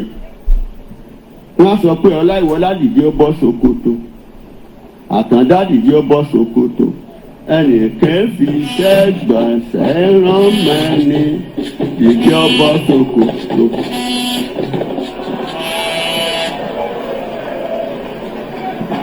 Àwọn tó jẹ́ lè bó mọ̀ túmọ̀ eléyìí. Tẹ́ bá ń kí gbogbo ọba lọ wọ́n bẹ̀rẹ̀ láti ẹni tó kọ́kọ́ já láàfin títí dórí mi. Mo sì láti mọ̀ láti mọ̀ ní ṣe ń wí. Ìlú wa jẹ́ pàtàkì. À ń fìlú pòwe fún yàn. À ń fìlú kìlọ̀ fún yàn. À ń fìlú dánilárayá. A fi ń túfọ̀. Tá a bá ń lo ogun, ó ń lò tẹ̀lé wa. Tó bá tẹ̀lé wa, yóò mọ rìn wá ń kàké, yóò mọ gun wa ní kẹsẹ́. Kí á fi ní agbára kòkòkò láti ṣàgbé. Ó ń lò sọ fún wa ńgbà tó yẹ ká sáfógun. Onímọ̀sàmàjà la fi mọ akíkanjú lójú ogun. Akíkanjú tó bá lè jà tí ò mọ̀gbà tí ó sà ní gbógun ẹlòmíì lọ. Lódì fáfún Adésùyì nígbà tó fẹ́ jagun wọn ní kèé tásìkò tí ó jagun. Ìlú ló sọ fún wa. Tí n bá lóde àbí tọ̀ ní bá lóde àbí tálákì bá lóde nígbà tí wàá ṣẹ̀. Bẹ́ẹ̀ni, wọ́n lè fẹ́ rí. Olùkọ́ àmúdání kì í ṣe pé a fi ń ṣe ìgbẹ̀fẹ́ láti rẹ̀ la ó létí ta fẹ́ ṣe ni. Òlú ó máa sọ fún wa tí a bá gbóúnjẹ lẹ̀ a gbọ́dọ̀ jẹun níta gbangba. Wọ́n máa sọ fún Ọláìwọlá tọ́jú àríyàn ìkó jẹ ẹ̀wọ̀n ẹni. Má rìn káàkiri mi mọ́. Ọ̀ní nìyẹn. Ọláìwọlá tọ́jú àríyàn ìkó jẹ ẹ̀wọ̀n ẹni tó pa ni. Just 2 minutes, I'll finish. Ọ̀rọ̀ bí òwe ni o. Mo fẹ́ sọ̀rọ̀ kan fún ẹ, ọ̀rọ̀ gíríkì ni. Ikú èjẹ ẹ̀wọ̀n ẹni tó pa ni. Ọ̀rọ̀ nínú ilé Ọ̀yọ́ kan. Tó bá tọ́jú àríyàn, balóyún bí obìnrin, ọ̀rọ̀ pọ̀ nípò. ààrẹ ní rè bá sọ tó bá rí pé o rò bẹ́ẹ̀ lè rè. Adéjà gba kọ́ńtì yìí ká lè ní owó gidi lọ́wọ́. Tẹ bá pẹ́ tí ẹ bá fi pọ́ bí wọ́n kọ́ lọ́wọ́ ẹ̀rù bàbá yìí ṣe ń sọ̀rọ̀ orí yẹn á máa wú ni. Agbe gbọ́bàdélé o agbe aláàfin kọ́mọdélé o agbe gbọ́bàdé. Pé ìjọba tó ṣe ètò bẹ́ẹ̀ ìdílé náà lọ́lé. Bàbá wọn lọ.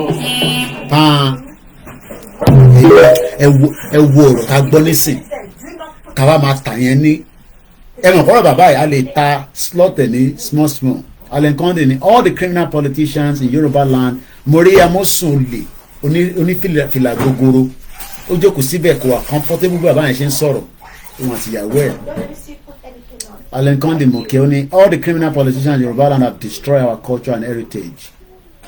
That is how far we can go. Thank you so much.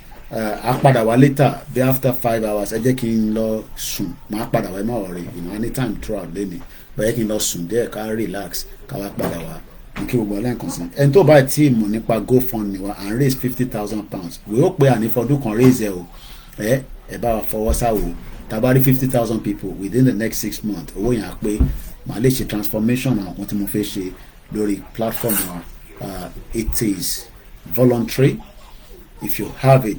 ẹ̀yin tẹ́ wá ń bèrè láti Nàìjíríà pé Mr. Koiki àwa táwa lè send owó láti Nàìjíríà ẹ̀yin ṣàkọfẹ́ owó náírà tẹ́fẹ́ fún wa ẹ fi sínú náírà account àmàrí yẹn lò bí a ṣe fi máa lò nílé. Mo kí gbogbo ẹ̀yin ìyá mi ẹ̀yin bàbá mi ìta bá sọ tó bá kù díẹ̀ káàtó ẹ foríjì wa náà àbí ẹ má bínú sí wa tá a bá délẹ̀ lérí tán there will be a lot of reconciliation and I'm sure we've been very very moderate since a lot of you are giving us the feedback. Koiki ṣe sùúrù díẹ̀ gbogbo ntẹ́ ń sọ yẹn náà ó wà lọ́wọ́ Elédùmarè ó wà lọ́ba Jésù Kristi ó wà lọ́wọ́ ànábì Muhammad sallallahu alayhi wa sallam. Màdé ni what God cannot do does not exist. Nàìjíríà máa wálẹ̀ a máa collapse ó kù díẹ̀ ni. Mo kí yín o ẹja play anthem wọn ká tó máa lọ. Mo kí gbogbo ọba ilẹ̀ Yorùbá pátápátá mo kí ẹ̀yin prince ẹ̀yin princess ẹni tí n bá dárúkọ like I always say ẹ má fi ṣèbínú. It's just that sometimes kò ń ṣe gbogbo náà la máa rí lórí thread but mostly àwọn tó bá ń comment a máa ń rí yín la ṣe máa ń respond but sometimes a lè má pick gbogbo ẹ̀. Mo kí olóyè Ìgbòho mo kí bàbá Akíntóyè mo kí gbogbo ẹgbẹ́ kọ̀ọ̀kan let's not give up we are getting there. Interbere or make effort or make impact. Let's take a break now.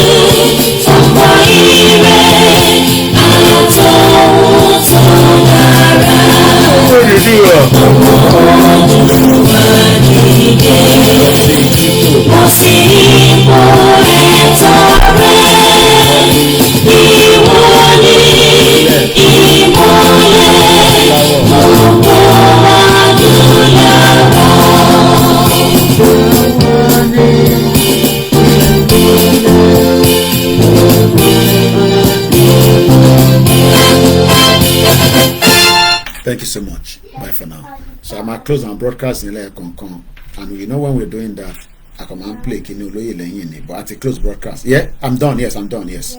Yeah, I'm done. Yeah. You can increase the volume.